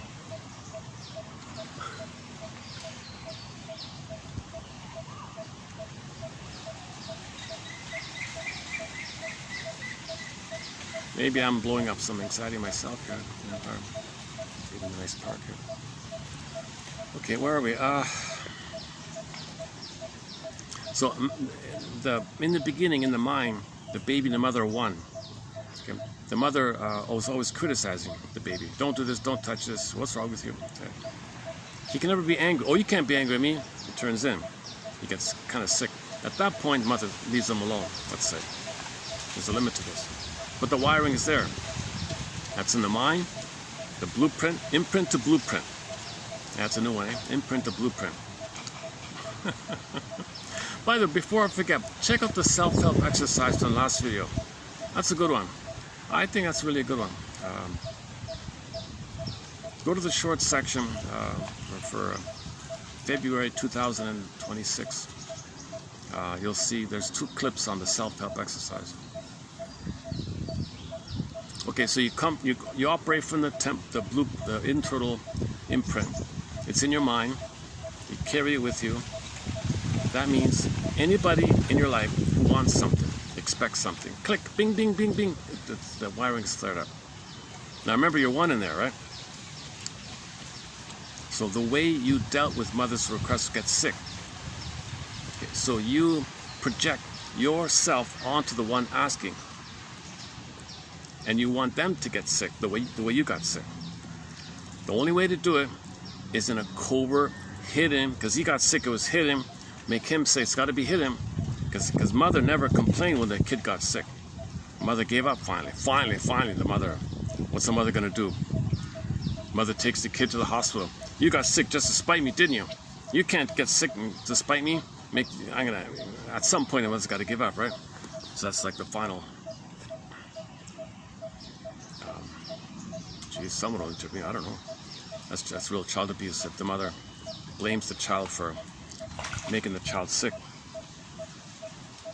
Mother makes the child sick and blames the child for that. It's your fault. The mother's anti-social. The mother's really not. Okay, anyways, so in the present, anybody wants something, click, bing, bing, bing, the wiring is flared up. So the other person wanting something will suddenly, poof, be you, and you got sick. So you want them to get sick. But them getting sick just means stress, and they get angry with an anger outburst. They don't really get sick, but they'll just get angry finally. Or they'll do something to show their anger. So the passive-aggressive person, the maneuver is, they calculate, if I do these kind of things, like dawdling, deliberate inefficiency, setting things up so there are misunderstandings on purpose, so there is confusion on purpose, okay, misplacing things so people, misleading, vague, being vague so people are led down the wrong way, and then you're doing it on purpose kind of thing. Everyone's going to get frustrated. Lateness is the common one. Procrastination, lateness are the common ones. Other people get fed up with this, right? Now, it's always subtle. So if the other person calls you out on their passive-aggressive techniques, are you always late because you're angry or something? Seriously? 5 minutes late? What's wrong with you? You're too sensitive. Tables turn. They become the aggressor. They can flip it now, right? So so it's set up whereby the victim is too embarrassed to bring it into the air of consciousness. You were late 15 minutes just out of anger, in a passive-aggressive maneuver. What's this psychobabble? You got to be kidding. 15 minutes? Are you serious? Okay, fine. So the other person, it's calculated so that the odds are the other person will bring it up, and they know that. So meanwhile, the person is having this drip-by-drip annoying experience on them.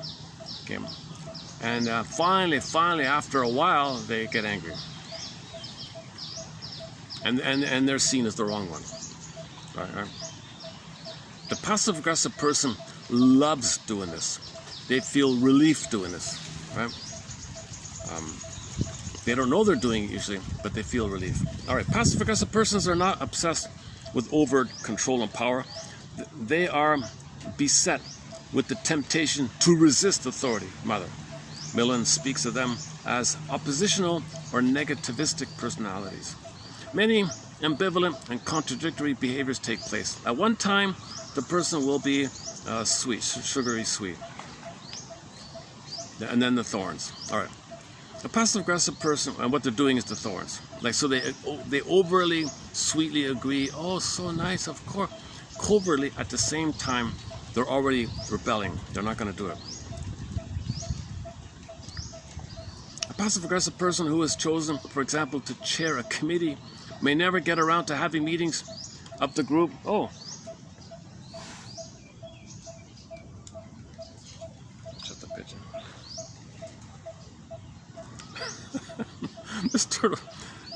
This turtle has, it's just a coincidence, but he's been staring at me.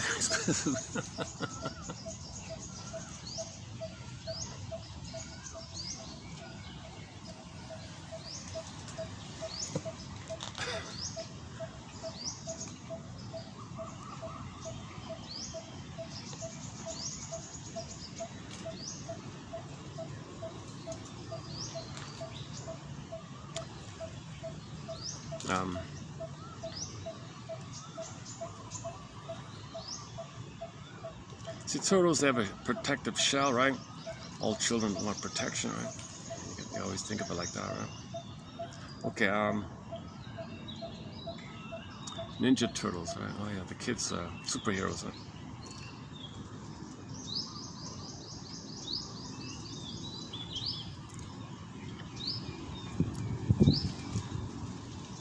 Okay, Mr. Oates here thinks passive-aggressive people are kind of indifferent to time.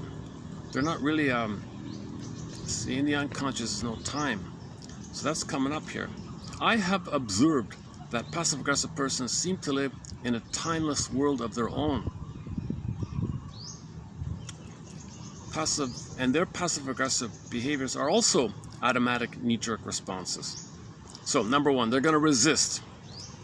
Okay, they covertly, no. Overly, sweetly, yes. Covertly, hiddenly, sneakily, obliquely, no. Resist. You're my mother. You want it. My mother always wanted. I never could say no to my mother. Now I'm saying no. Now I'm fighting back. Now I'm saying no. I'm tired of mother. I'm no mother, no mother, no mother. The child spent his whole life trying to say no, overpowered, overwhelmed. Now you're older. No, no, you want something? No, no. But they can only do it in a way to make you angry and give up. If the other person gets angry and gives up, aha, I won, fiery victory. I won, I got it. You're still in the past. You're still battling with the mother. It's not a real victory. They call it a fiery victory. It's psychological, momentary, knee-jerk response. Okay, again, stubbornness, intentional inefficiency, deliberate inefficiency, forgetfulness, dawdling, procrastination, etc. Oh, they delete memory of past mistakes. So they don't think about the past. 5 minutes ago, you agreed. So they're kind of not true. They don't care. They got to survive in the moment. In the moment, they say what they want to say no to the mother. 5 minutes later, they'll say what they want to say no to the mother. It's like a magic mirror in the mind. There's no time there. They delete memory of past mistakes, ignoring. Sometimes passive-aggressive people ignore things for the future. They don't plan really, maybe, or calculate what's in their best interest. A passive refusal to accept. So, okay, in the academic world, if the student is passive-aggressive, he's not going to do his homework or be disciplined because the parent wants something, the school wants something. No, I don't want to do it. So he won't get his degree, maybe. Who cares? I just said no. While the power-driven bully, right? The hostile, vindictive, aggressive bully one will manipulate and orchestrate in any situation in order to get ahead. The passive-aggressive person will do the minimum to get by, and more or less intentionally. Is inefficient about doing the things necessary to get ahead.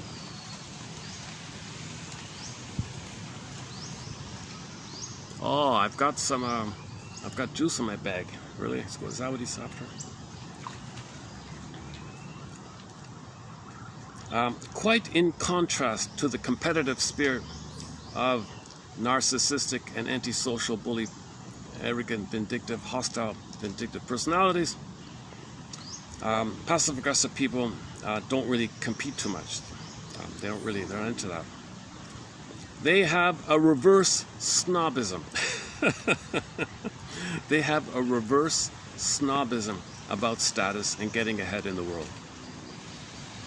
In marriage, oh boy, in marriage, they play non-verbal games. The non-verbal games that they play, i.e., never really fully committing themselves to each other. 1 foot in, 1 foot out. You don't know, are you in, are you out? Kind of not deciding to stay or break up. Just kind of 2 foot, 1 in, 1 out. That's kind of the idea. So it's vague. Other people are frustrated. They're not going to commit. They're not going to leave, but they're not going to commit. In marriages, right? Millen says that the children. So how did it start off? So one theory, as children, the children are often forced to serve as mediators to moderate the tensions their parents generate. The children may be forced to switch sides and divide their loyalties from one moment to the next. They find that they are not free to be themselves. They're not free to be themselves. Yeah, that's the key word. They're not free to be themselves.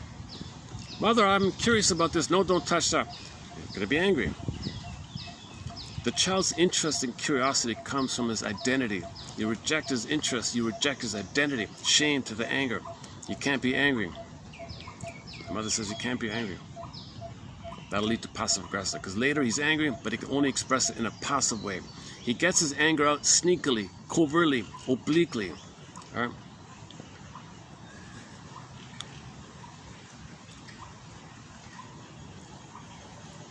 Okay, here from the same author from his religious book. This is not a bad little overview from. So he's referring to older philosophers. Right? Okay, I never even heard of this guy. Feuerbach, is that right? Feuerbach, whoever he is, set forth his Okay, whenever I talk about the psychology of religion, I'm really only focused on when religion is kind of like a front or a tool, you know, like a just a. It's part of the machinations of plundering places. Religion, it's kind of part of that. I'm only thinking those kind of terms, like a foot in the door to the pillage and the plunderers, like the Trojan horse idea. Yeah, so religion, yeah, some people think that. Some people think religion is a Trojan horse for the plundering, or it's just a front or a tool or an adjunct or a branch of. It seems they're very linked like that. They're very linked. So I'm not talking about victims of plundering. If somebody's a victim of the plundering and they're in pain because their country is pillaged and plundered, families broken, and all these poverty and debt, and you know, all these, and they want to feel better. Is there any hope? Or so I'm not talking about religion on that side. I'm talking about the aggressive, because they're way more traumatized, way more hurt, way more entitled, way more arrogant, vindictive, narcissistic, way more like that. So that's that side. I'm talking about that side. Okay, Feuerbach set forth his idea of religion as the dream of the human mind. That phrase alone is pretty good, the dream of the human mind. So, in the dream in the mind, it's primary mentation. Okay, flip-flop. That turned into that. Chameleon, shapeshift, that morphed to that. Condensation, displacement, it's all tops, also one line, up, no time, all over the place. So myths and fairy tales and religious stories are manifestations. They are this. They come. So myths, fairy tales, religious stories, and dreams like the ones you have at night, they are all from the primary mentation. So to know your unconscious fantasies, to know your trauma, to know your developmental issues, to know your unmet needs. Okay, so these stories reflect as above, so below. So you know yourself by studying these dreams. So myths, fairy tale, religious stories, okay, they're not real, but they're the way to help you to know yourself. They're illusions, let's say, or wishes, or unmet needs, symbols. It's all symbolic, because that meant the primary mentation is it's images in there. It's pre-linguistic. Feuerbach set forth his idea of religion as the dream of the human mind. The purpose of religion being self-knowledge. The purpose of religion is to know yourself. Like ultimately, it's to know yourself. Know about your family. Know about your trauma. Was there birth trauma?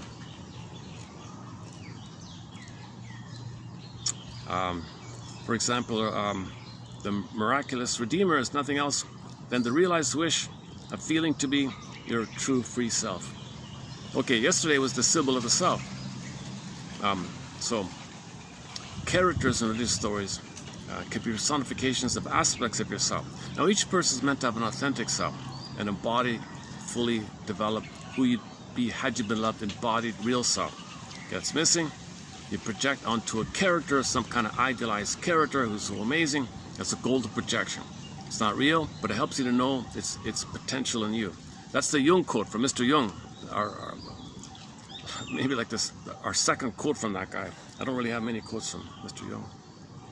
Mostly Bergler, and Janoff, and Masterson, and Karen Horney, Rinsley, Guntrip, Solani, Fairbairn, Klein, Althea Horner, etc.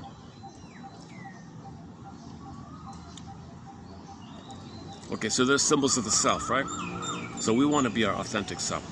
They're an image to represent the invisible need to be our real self. Our budding beauty was frozen. Where is it? Missing. I need it. Any hope of it? Oh, there's a symbol of it. Okay, that's what you strive to be.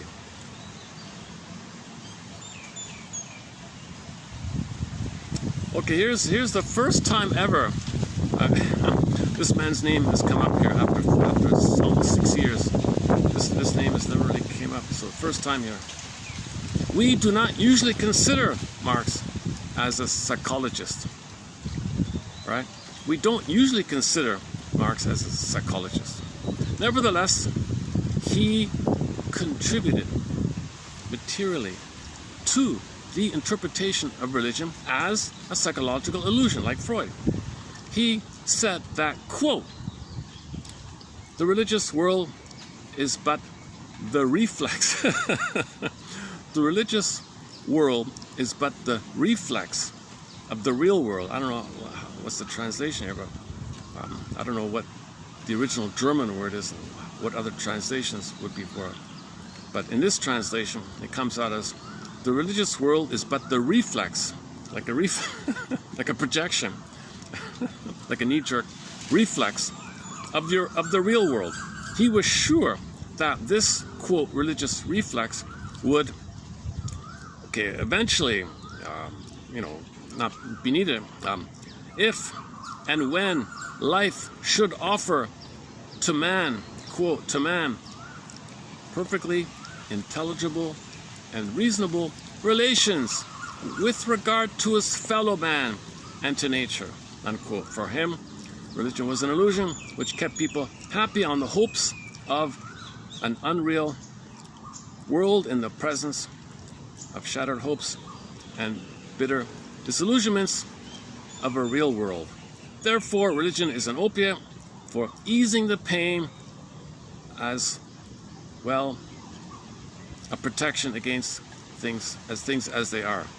Freud also made his reputation concerning religion on his theory of religion as an illusion. He defined an illusion as a wish. In short, we wish for, quote, protection against the consequences of human weakness, and therefore we project this wish into a cosmic scheme. Freud says the religious illusion is one of the oldest, strongest, and most insistent wishes of mankind, and that the strength of religion lies in the strength of these wishes, these needs. It's a force. All the baby's drive, energy, instinct, craving, hunger is to latch on. It's a drive like that. That's why it's so coming from there. Like Feuerbach, Freud interpreted religion as the composite of the dreams of mankind. Religion are the dreams of mankind. Like fairy tales and myths, there are dreams. Right? He declared that the intimately personal religion of the ordinary man was, quote, the only religion that ought to bear the name.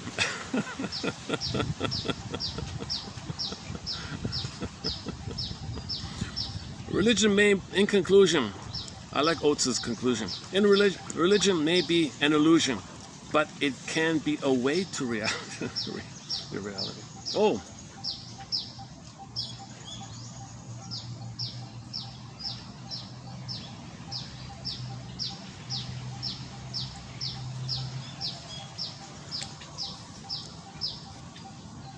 Let's see.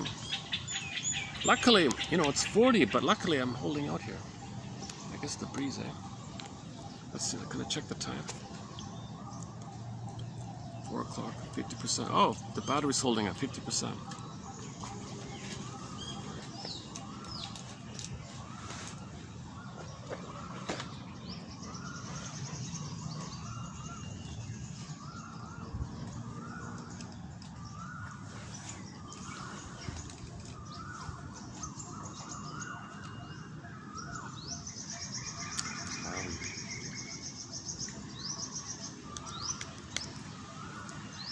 Is that it? Let's see if this will read out, eh? Let's see. Let's give it a try. Should we start with 35? Let's see if these two will read out. I'm not sure. Sometimes it works. Sometimes it doesn't. Our clients have a pseudo-self overlying, the impaired real self. Our task in relation to each one of these masking lifestyles is that we may enable the real persons to emerge. Then they can achieve the goal for which Socrates prayed. O Lord, give me beauty in the inner being, and may the outward person and the inward person be at one. DSM-3, T. Millen. Dependent, submissive. Histrionic, gregarious. Narcissistic, egotistical. Antisocial, aggressive. Compulsive, conforming. Passive-aggressive, negativistic. Schizoid, associat. avoidant, withdrawn. Borderline, unstable. Paranoid, suspicious. Asocial, eccentric.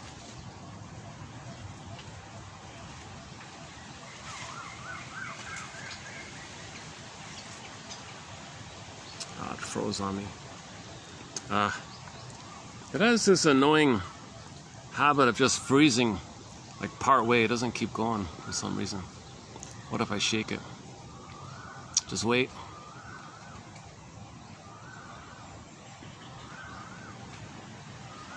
Self-absorbed persons wish little or nothing from self-absorbed person.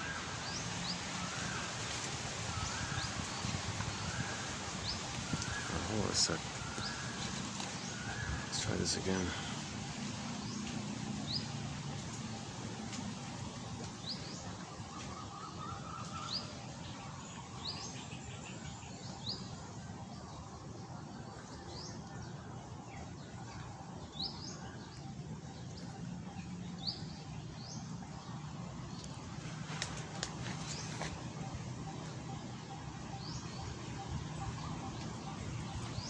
It's not reading out at all, huh?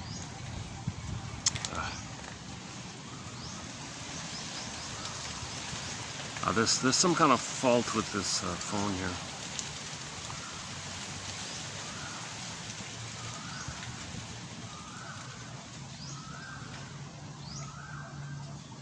Our clients have a pseudo-self overlying the impaired real self. Our task in relation to each one of these masking lifestyles is that we may enable the real persons to emerge. Then they can achieve the goal for which Socrates prayed, "O Lord, give me beauty in the inner being, and may the outward person and the inward person be at one." DSM-3, T. Millen. Dependent, submissive. Histrionic, gregarious. Narcissistic, egotistical. Antisocial, aggressive. Compulsive, conforming. Passive-aggressive, negativistic. Schizoid or asocial. Avoidant, withdrawn. Or asocial. Borderline, unstable. Paranoid, suspicious. Go on, go on.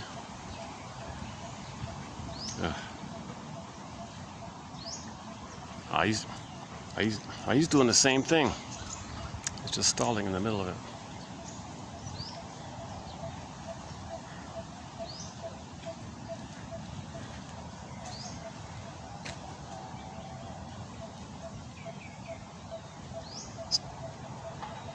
Self-absorbed persons wish little or nothing from others, except that which gratifies their appetite for adulation and confirmation of their superiority.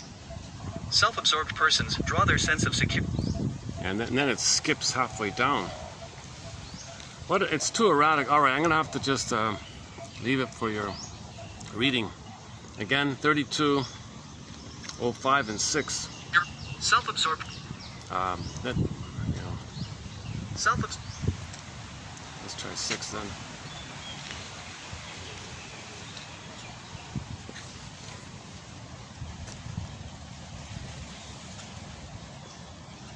$32.06. Let's try this one.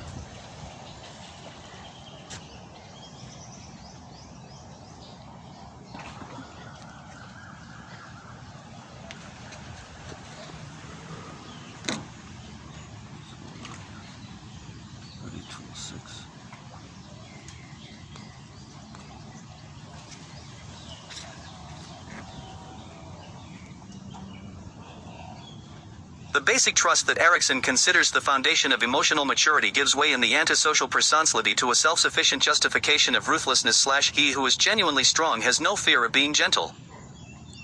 Passive-aggressive persons are not obsessed with having power. They are beset with the temptation to resist authority. Millen speaks of them as oppositional or negativistic personalities. Many ambivalent and contradictory behaviors take place. At one time the person will be dependently compliant and later will be inappropriately assertive and independent. A passive-aggressive who is chosen to chair a committee may never get around to having meetings of the group, and when deadlines for reports or actions are at hand he or she is not ready. This is because decision-making and implementation are done within definite spaces of time. I have observed that passive-aggressive persons seem to live in a timeless world of their own. Passive-aggressive behaviors are the almost automatic, knee-jerk responses. Resistance to authority, procrastination, dawdling, stubbornness, intentional inefficiency, and forgetfulness. Deletes memory of past mistakes, ignoring the foresight called for in planning, calculating risks, and being ready for either opportunities or upcoming threats to one's best interests. A passive refusal to accept the instruction, discipline, and sacrifice involved in earning credentials for getting ahead. While the power-driven hostile-aggressive person will manipulate and orchestrate in any power structure in order to get ahead, the passive-aggressive person will do the minimum to get by and, more or less intentionally, is inefficient about doing the things necessary to get ahead. Quite in contrast to the competitive spirit of narcissistic and antisocial personalities, they drop out of any competition. They have a reverse snobism about status and getting ahead in the world. The nonverbal games that married couples play, never fully committing themselves to each other and yet not deciding to break up the marriage. T. Million says that the children are often forced to serve as mediators to moderate the tensions their parents generate. The children may be forced to switch sides and divide their loyalties from one moment to the next. They find that they are not free to be themselves. Feuerbach set forth his idea of religion as the dream of the human mind, the purpose of religion being self-knowledge. The miraculous Redeemer is nothing else than the realized wish of feeling to be free. We do not usually consider Karl Marx as a psychologist. Nevertheless, he contributed materially to the interpretation of religion as a psychological illusion. He said that the religious world is but the reflex of the real world. He was sure that this religious reflex would finally vanish if and when life should offer to man perfectly intelligible and reasonable relations with regard to his fellow man and to nature. For Marx, religion was an illusion which kept people happy on the hopes of an unreal world in the presence of shattered hopes and bitter disillusionments of a real world. Therefore, religion is an opiate for easing the pain of as well a protection against things as they are. Sigmund Freud also made his reputation concerning religion on his theory of religion as an illusion. He defined an illusion as a wish. In short, we wish for protection against the consequences of human weakness and therefore we project this wish onto a cosmic scheme. Freud says that the religious illusion is one of the oldest, strongest, and most insistent wishes of mankind, and that the strength of religion lies in the strength of these wishes. Like Feuerbach, Freud interpreted religion as the composite of the dreams of mankind. He declared that the intimately personal religion of the ordinary man was the only religion that ought to bear the name. Religion may be an illusion, but it can be a way to reality. W. Oates TQ 3206.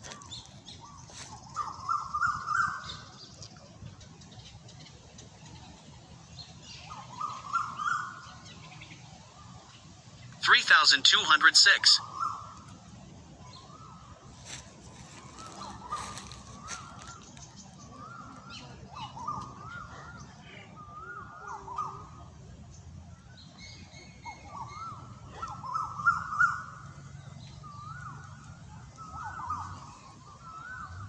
The ordinary rules of human interaction are set aside by self-absorbed persons. They're exceptions, and people who insist upon treating them like anybody else just do not understand or appreciate who they are. All things are lawful for me. If anyone realistically accepts the strictures of time, the accommodations that it takes to live in a give-and-take reciprocity with other people and abide by rules of considerateness of other people's well-being, that person will be in severe conflict with the narcissist. One root among many roots of self-absorbed persons' spiritual legacy is their feeling from very early in life that their caregivers could not be depended on. When they were quite young, the verbal or nonverbal message they got was, if you get taken care of, you are going to have to do it yourself. They learned that their caregivers did not willingly and lovingly do anything for them. They became survivalists, and survival was achieved by forcing or manipulating others to do what they needed and wanted. These skills became second nature to them, knee-jerk reactions. Cleverness, manipulation. Their arrogance was finally honed by the time they reached their late teens. The basic trust that Erikson considers the foundation of emotional maturity gives way in the antisocial personality to a self-sufficient justification of ruthlessness / he who is genuinely strong has no fear of being gentle. Passive-aggressive persons are not obsessed with having power. They are beset with the temptation to resist authority. Millen speaks of them as oppositional or negativistic personalities. Many ambivalent and contradictory behaviors take place. At one time, the person will be dependently compliant, and later will be inappropriately assertive and independent. A passive-aggressive who is chosen to chair a committee may never get around to having meetings of the group, and when deadlines for reports or actions are at hand, he or she is not ready. This is because decision-making and implementation are done within definite spaces of time. I have observed that passive-aggressive persons seem to live in a timeless world of their own. Passive-aggressive behaviors are the almost automatic, knee-jerk responses.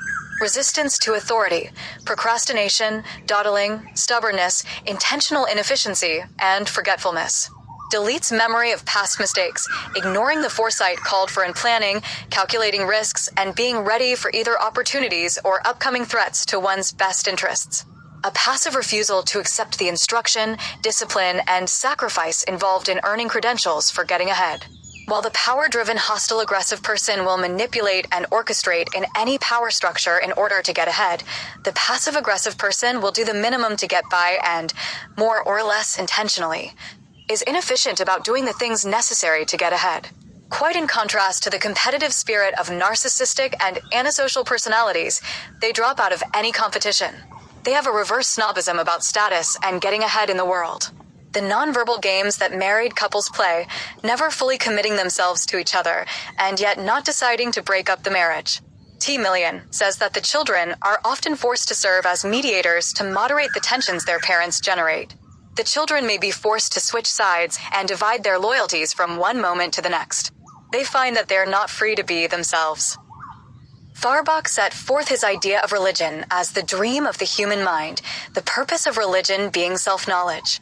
The miraculous Redeemer is nothing else than the realized wish of feeling to be free. We do not usually consider Karl Marx as a psychologist.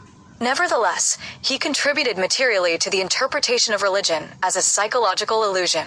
He said that the religious world is but the reflex of the real world.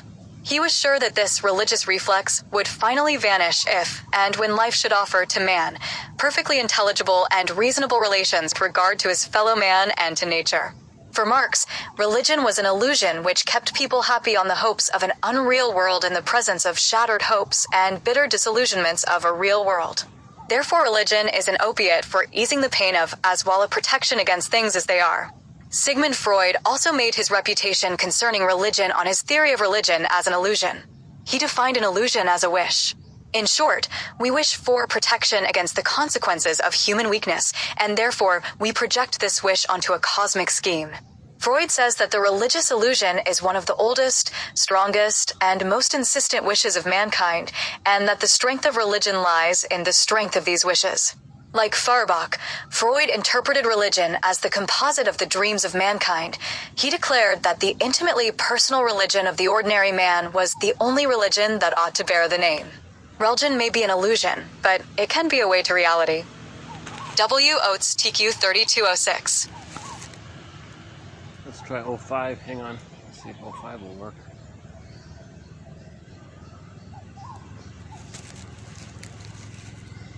Our clients have a pseudo-self overlying, the impaired real self. Our task in relation to each one of these masking lifestyles is that we may enable the real persons to emerge. Then they can achieve the goal for which Socrates prayed, O Lord, give me beauty in the inner being, and may the outward person and the inward person be at one. DSM-3, T. Millen. Dependent, submissive. Histrionic, gregarious. Narcissistic, egotistical.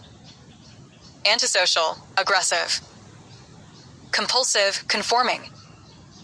Passive-aggressive, negativistic. Schizoid, associé. Avoidant, withdrawn. Borderline, unstable. Paranoid, suspicious.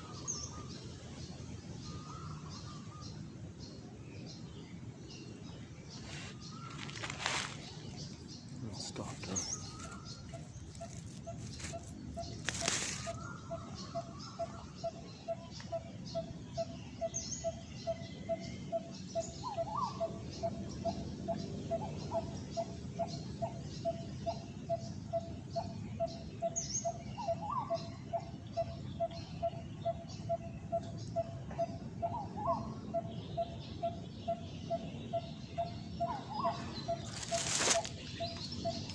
Okay, we got the 06 read out. Something wrong with the 05. So that's good about the 06. We got the 06 right out. Ah, okay. Look, a nice park, eh? Check it out, eh? Nice little park here.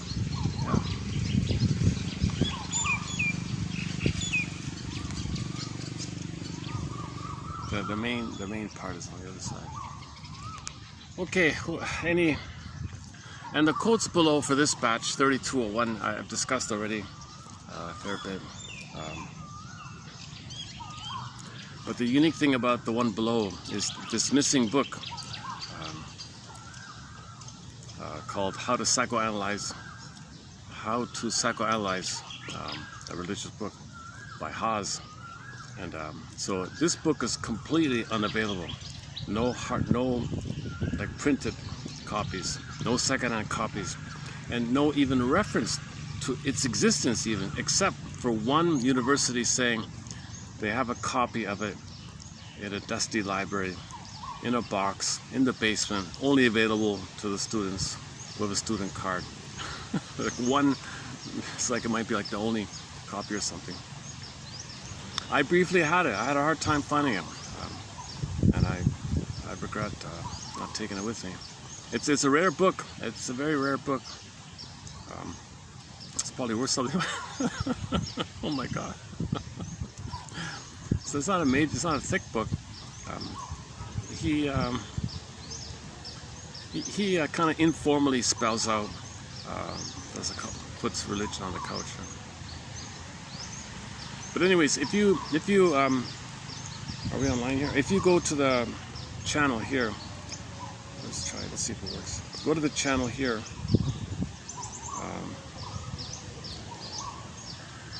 In the search engine. Do I have it here?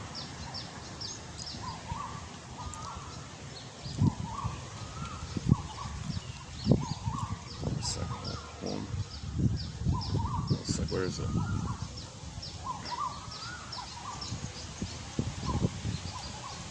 Videos. Okay, okay. So go to the. Look at that, eh? That was a good video yesterday. No views, can you believe it? The one before got 4. The one prior also got 4 views. That's not a bad video. Yesterday, a lot of good shorts on it. So anyways, in this channel here, there's a little search option there, the search button. Let's see. And just type in, it shows up a little, this is the search engine embedded in the channel, which is a great feature. It really is. Let's hope they preserve that. Let's just type in religion and see what shows up here. Sometimes there's a lot of banning, and they only show you samples. They won't show you the whole thing. Last time I did it, they only showed you a sample. Let's see. Okay, so when I typed it in, it'll show you the videos that have a quote about religion in it. So these are the shorts, right?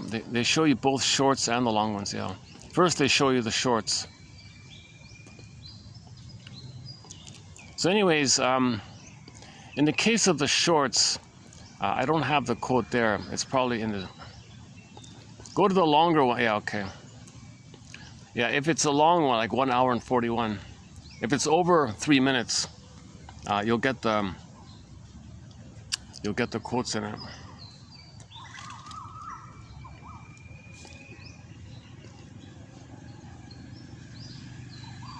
By the way, yeah, go to get this speech, Kristen Wilson's speech, "Ooh, My Soul." I have a copy of it here.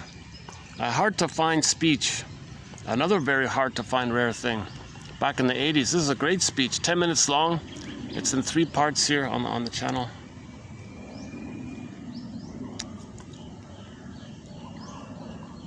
So if you like click one of these like over 3 minutes, and then Hello, my name is. hang on, and then go to the box. Okay, go to the description box, and then type more, there'll be a quote of there's got to be a religion in here somewhere. So that's one way to get the religious quotes. So there's usually 10 on average. In this case, where's religion mentioned?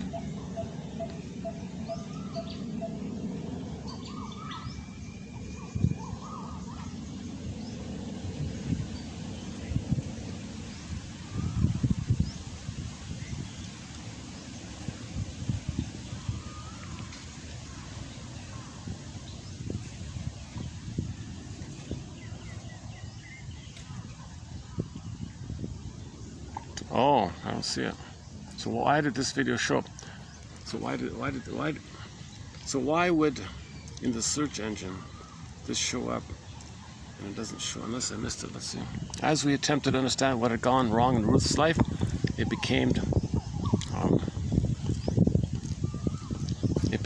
appeared that her mother had become overwhelmed by the daughter's distress, which made her utterly unavailable as a source of comfort.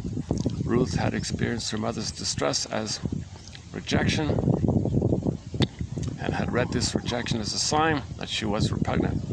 Whenever she would try to engage with her mother around the difficult issue, her mother would withdraw. Ruth would then redouble her efforts to engage her mother, which only increased the mother's withdrawal and the daughter's distress. This same pattern played out in other relationships as well. When Ruth encountered a lack of understanding in another person, she would feel compelled to push for understanding. However, she was not good at understanding where the other person had become stuck. She lived in a world in which all her others seemed to have the answers. Okay, there's a little story about Ruth and mother ignoring her and how that affects her in her life.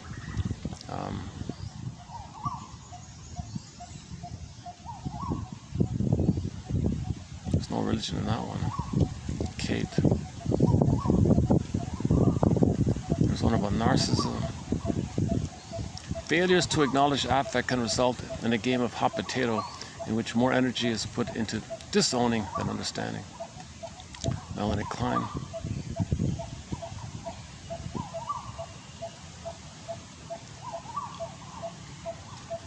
Medea. No. So the word religion is not even here. Look at that, eh? Maybe it's just giving you like a random sample of quotes. They do that with you type in something and they show you other things, right?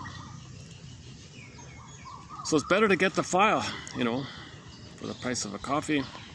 You get this massive encyclopedia, and in the search, in that search engine, it works. If you go to the search engine for the file, things show up.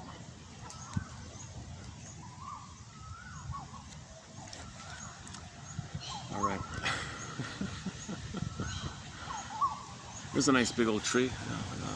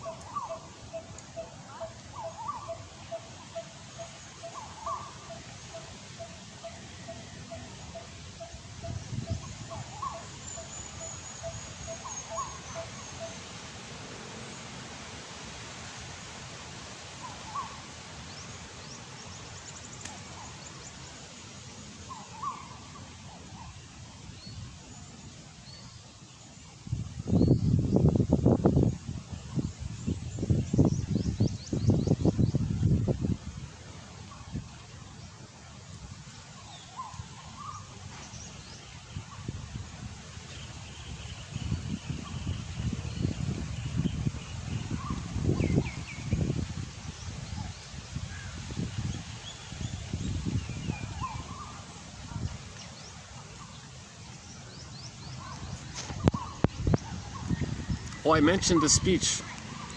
Kristen Wilson's speech, "Ooh, My Soul." Should we play it? Hang on a sec. Why don't we play it? Yeah, I can have another copy of it. Hang on a sec. Both hands on the edge of that huge blanket. Well, the blanket begins to It's about 10 minutes long. She mentions in the Judaic religion, oh, it's a moral responsibility no. to repair. Hang on.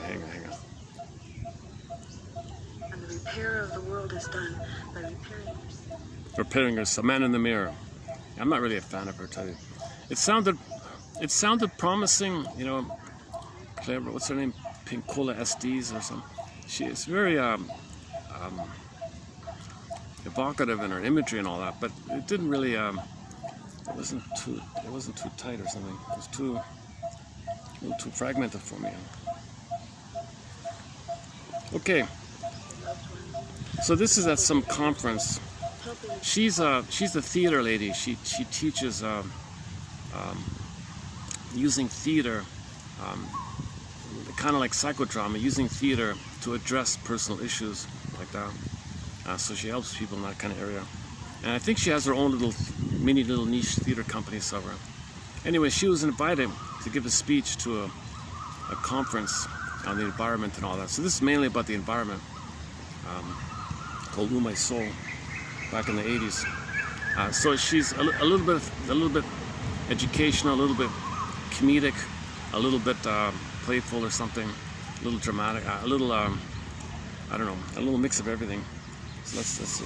Encouraging them to also repair themselves. Hang on a sec, let's wait for this to finish here. And in this way, the world is kept resilient and strong.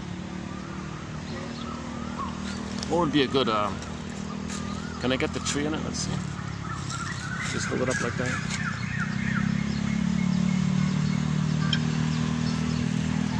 It's through shining the light, not Oh. into the dark corners of the world, into the culture. Let's get a good picture for this. Shining the light into the dark corners of self. Let's see if we can get the tree.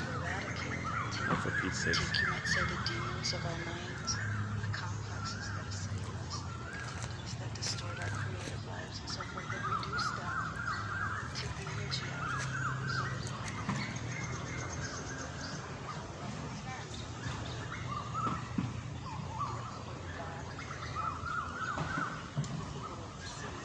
it means that whatever was isn't.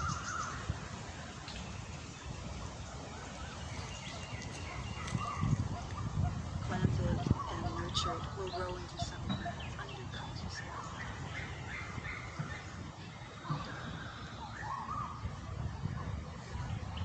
Okay, here we go. All right.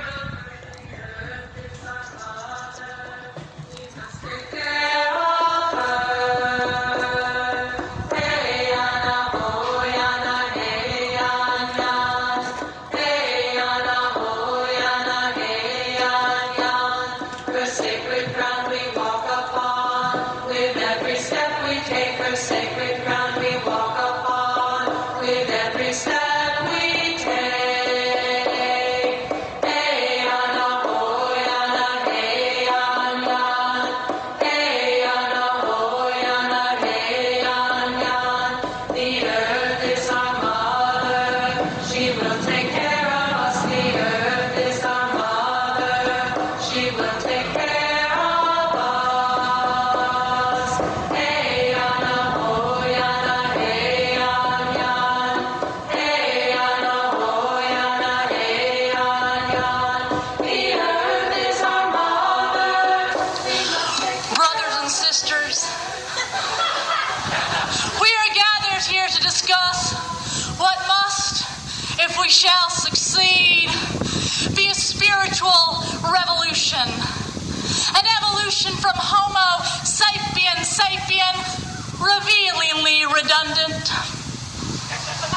to Homo economicus, well put, Max Oschliger, to Homo naturalis.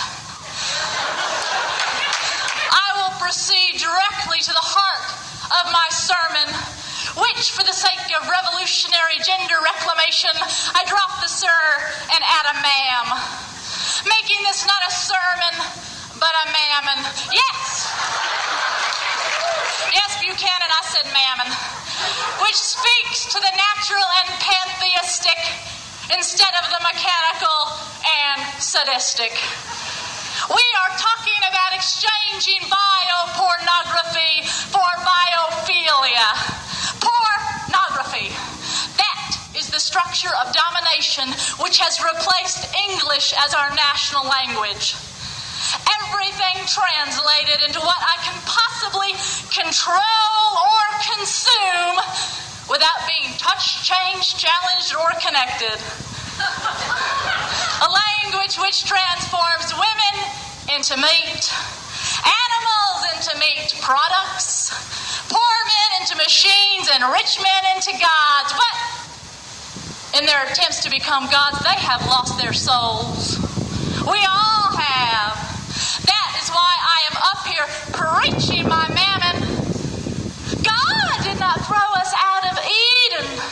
Brothers and sisters, we are throwing ourselves out every industrious day. The apple Eve ate was good. Sweet. But what about the apples now with their red, shiny, pesticidal coverings, Satan in the shape of Monsanto? But it's okay. I can afford organic. I am single, white, educated. I don't have children to feed. There will be poor with us always. Let them eat the pesticide-riddled fruit. Ha! Joke, riddle, on us. Genocide continues. Organic for the rich, toxic, tap water for the poor. We have a lot of work to do if this re-evolution is really going to happen and save us. So, let us talk about salvation. And I do not mean a peach smoothie and a massage. I am talking about saving this planet and the people with it. How will we be saved? The environmental catastrophe appears overwhelming. We are afraid we cannot think our way out of this mess. Of course not. We must feel our way out. We must learn to listen with our hearts and our hands. If you are not in your body, you are not making sense. Literally. It is disembodied discourses that have got us into this crisis. We have worshipped the false gods of logic, progress, productivity, practicality. If destroying the earth for short-sighted economic profit is intelligent, reasonable, then please, God, make me a moron! This is a spiritual revolution about finding our ways back to the land, finding ways to be fed, spiritually fed. And it is not easy. I know. I myself have strategized on ways to make my plans fit their pathology. I have walked through the shadow of political expedience. Once I had a campaign I thought I'd do this whole campaign about changing the environmental reference to this earth from Mother Earth to Father Planet. Yeah. You see, I read all those, those bumper stickers that were out, those with the green earth globes that said, "Love your mother." And I despaired. I knew there was no hope. And I'm not even referring to the irony of having pro-planet language on the back of a car. Hallelujah. I am referring to the slogan, "Love your mother." It won't work. What? America hates its mothers. I thought of Mother's Day and the men who give the mother of their children sentimental harlequin cards, then beat, rape, and silence them the other 364 days. No, I thought. No wonder we have an environmental crisis if we treat the earth the way we treat our mothers. We think mothers are made to be exploited. They are supposed to give and ask nothing in return. They are supposed to have infinite resources. All good mothers are willing to be drained, damned, and depleted children. Mothers live for their babies' feeding schedule, and there is always a little milk left for Exxon Texaco International Paper in the U.S. military. I mean, I thought, but if nature was perceived as male, then maybe everything would be different. Think about it.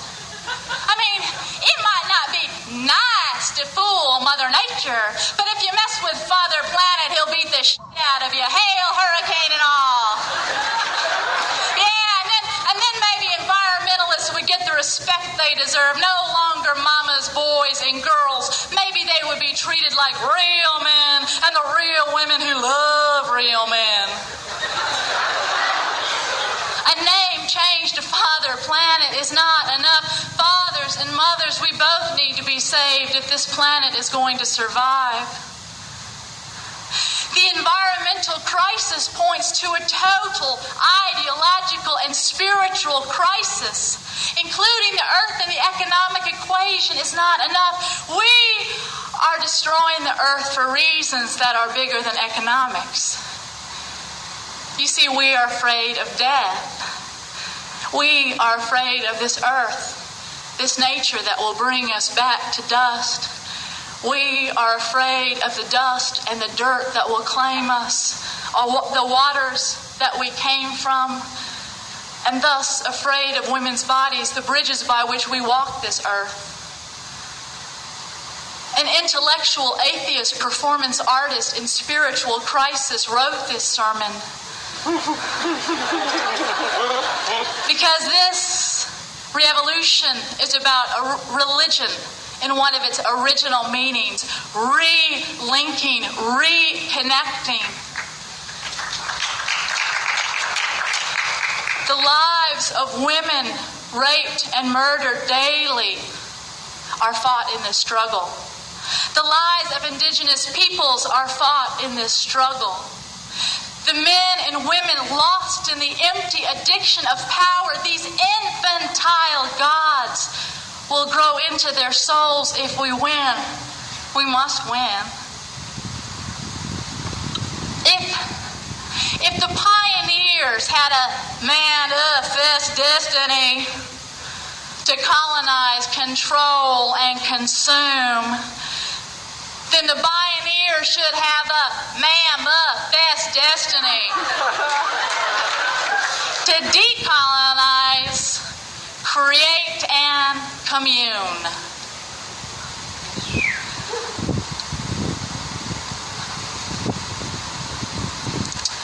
But this must be a spiritual re-evolution, not just the environment separate and distinct from its home and all and everything. You see, if this is a spiritual re-evolution, if we get to feel as we fight, if we just get to feel as we fight, then we have already won. Amen. A women, a planet, our soul.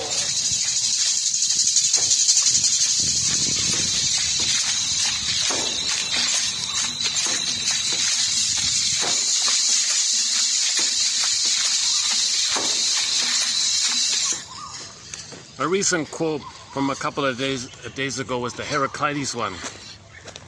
Heraclitus, how to go again? Let's see if I can remember it.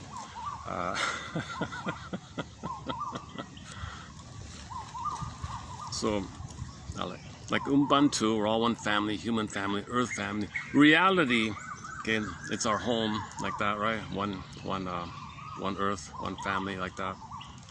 So we all see the same reality. We all have the same, we all see the same reality, right? There's like one outer kind of reality. There's one earth, so many mountains, whatever, how many trees. Okay, so but when each person sleeps at night, okay, they enter into their unconscious world. And it's unique for everybody. Everybody has their own kind of dream world when they go to sleep. Their life experiences, their families, what happened, and their traumas, what they're facing. So everybody has their own little private kind of unconscious world when they're sleeping. But when we're awake, we all share the same regular world. So that's the hope. That's the hope, he says. But the challenge is, when there's trauma in our memories, the more pain and trauma there is, the more we project, reflex, the more we project outwardly and see outwardly, symbolically, our trauma. So we're distorting the present because we're seeing it in terms of the past. That's the nature of trauma. When something's repressed, we got to know it, so we project it and see. So we have a stencil in the mind, we overlay in the present. Everybody sees the world a little differently. Now, the more trauma, the more repression, the more projection, the more distortion. Hence all the misunderstandings. So if he's very abused in a jungle mentality, narcissistic jungle, thinks it's jungle. Somebody who's loved, oh, it's a peaceful, beautiful, what are you talking about? But the narcissist, it convinces the jungle because he's compelled with the reflex of the survival neural wiring that it's a jungle. The mother hurt him, his rage turned into a monster, attacking himself, crying for love. He's attacking himself to cry for love. So now he's attacking himself. He's got a monster in the mind, which is his own anger. It's a jungle, fighting with his own anger. So he thinks in those kind of terms. So he's a survivalist like that. It's not living and loving. So the more trauma in each person, the more they're gonna see what's unknown about them, project onto the world, and see outwardly according to the memories. So we're distorting the reality, and we're only mainly seeing the past trauma with the mother in the nursery. So you're seeing your life in the world kind of like new additions to the past, recreating, using the present as a theater of the past, hoping for a better past. So you're distorting the reality. You're too busy with the pain with the mother, unresolved trauma, unfinished business, unmourned losses. You're too pain there. So you're not really seeing the world in reality because they're under too much pain, too much stress. Survive with the mother. So the world's the jungle, but it's really your mother in the nursery. But someone else who is not so hurt sees things more in a realistic way like that, and so on. So there's the confusion. So each person is going to distort based on their memories and trauma. But the reality is, the hope is, the more people heal, the less we project, the more we can have the commonality. Like she said, the commonality of the Ubuntu, the earth, like that. So there'd be like a natural ecology. So if we're healed, we'll return to the cycling idea I mentioned earlier. So we'll recycle things. We won't pollute we won't grab and pollute and not care, because you're seeing the world kind of like the phantom placenta, the phantom breast, missing mother, and you're transferring the nursery, you're transferring the womb and the birth trauma time and the perinatal time. You're seeing the world kind of in those kind of conflicted, unresolved, unfinished business. You want to not be pain, so repeat, hope for a better past in pain, repeat, repetition, compulsion, or fixation, feel better by triggering the past. But it's destructive like that. Let's see if I can find that. Hang on a second. Heraclides, right? Let's see if I can find it quickly here. Such a nice environment. I want to kind of enjoy this environment before I get back in the traffic with the taxi. Actually, getting here is not so bad. It's because it's going the other way, right? Just going back is the tough one.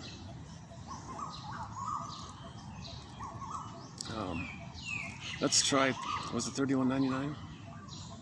No, I think it was the first one, right? 32. Yeah, so 3,200. Where is it?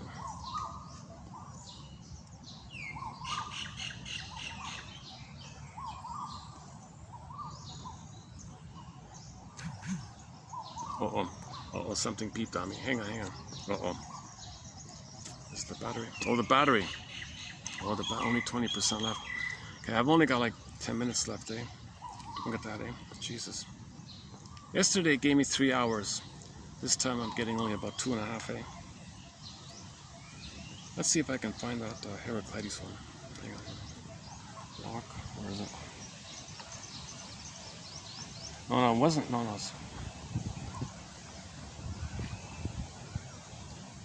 What about 98? Was it 98? 31.98?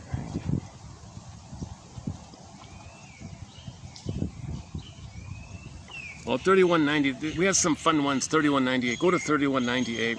A chicken crossing the road. A chicken crossing the road is poultry in motion. Poultry in motion. TV is called a medium because anything well done is rare. Only by acceptance of the past. Another T.S. Eliot. Only by acceptance of the past can you alter its effects. It goes on. Robert Frost and all these. Okay, I'm not going to find it quickly here. Okay, one last chance here. 97. Okay, I'm not sure where it is. Yeah. Man, that was a good quote, eh? Heraclides.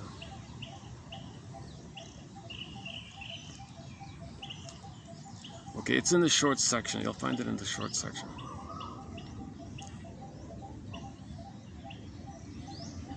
Okay, it's from the... It's, the author was Smith. The guy's name was Smith something, that guy. That's in the 32s maybe, 32 something, right? So, 3205.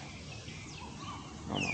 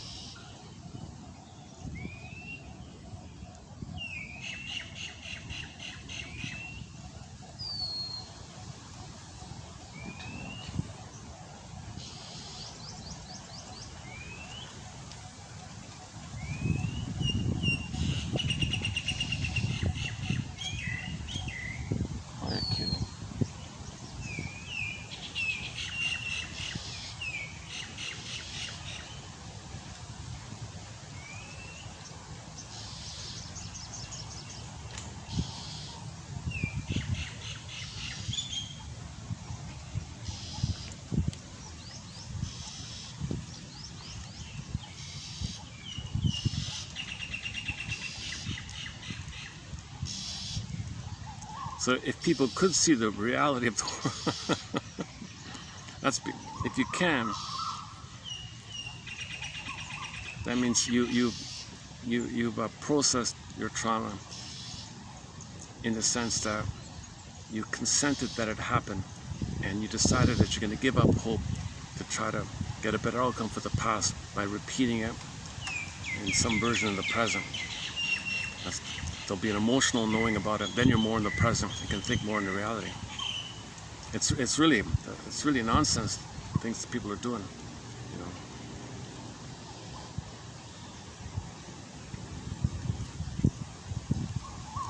See, if everybody did have that common sense reality, it's our home, right? It's our home. All these wonderful things would be happening, right? Ecological systems, recycling.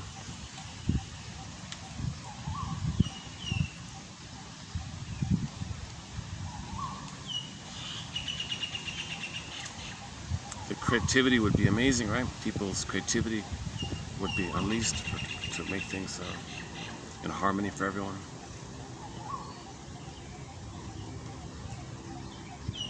It could theoretically be a heaven on earth, right? Like this heaven could be on earth. It's meant to be on earth.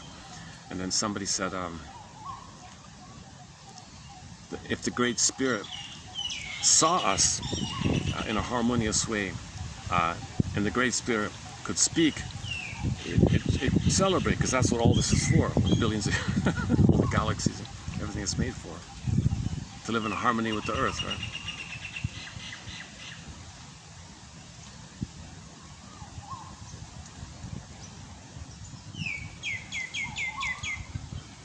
So one guy, yeah, so we have to be creative in creating new things that meets everybody's basic needs.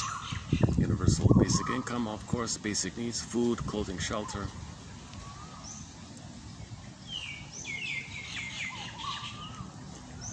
I think the housing issue, they gotta put soundproof on the walls. Like, my goodness, like when people build up condos and things, every unit should have some soundproofing. My goodness.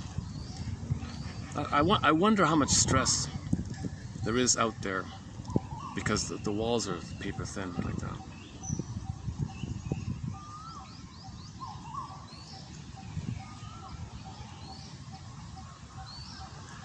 Battery. I wish I were feeling more refreshed and energized. I could talk more. Right? Close it up with a song. A part of me wants to stay and keep talking in this nice park here, but there's only 10 minutes on the battery.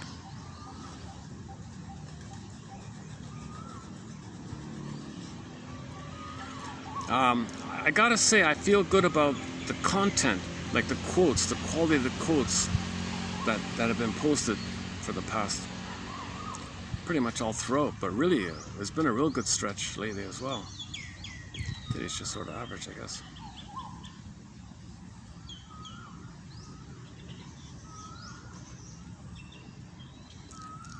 What would be a good song to close up today's video with? Let's see.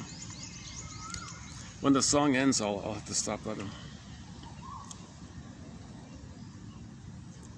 Something appropriate for this environment. Let's see. Hang on a sec. Let's see, what do we have here?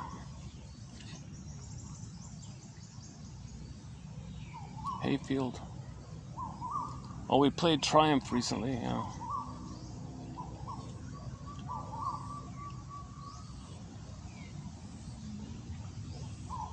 Oh, we haven't played Brian Andre in such a long time. Here's a song by the singer, Inuit singer Brian Andre.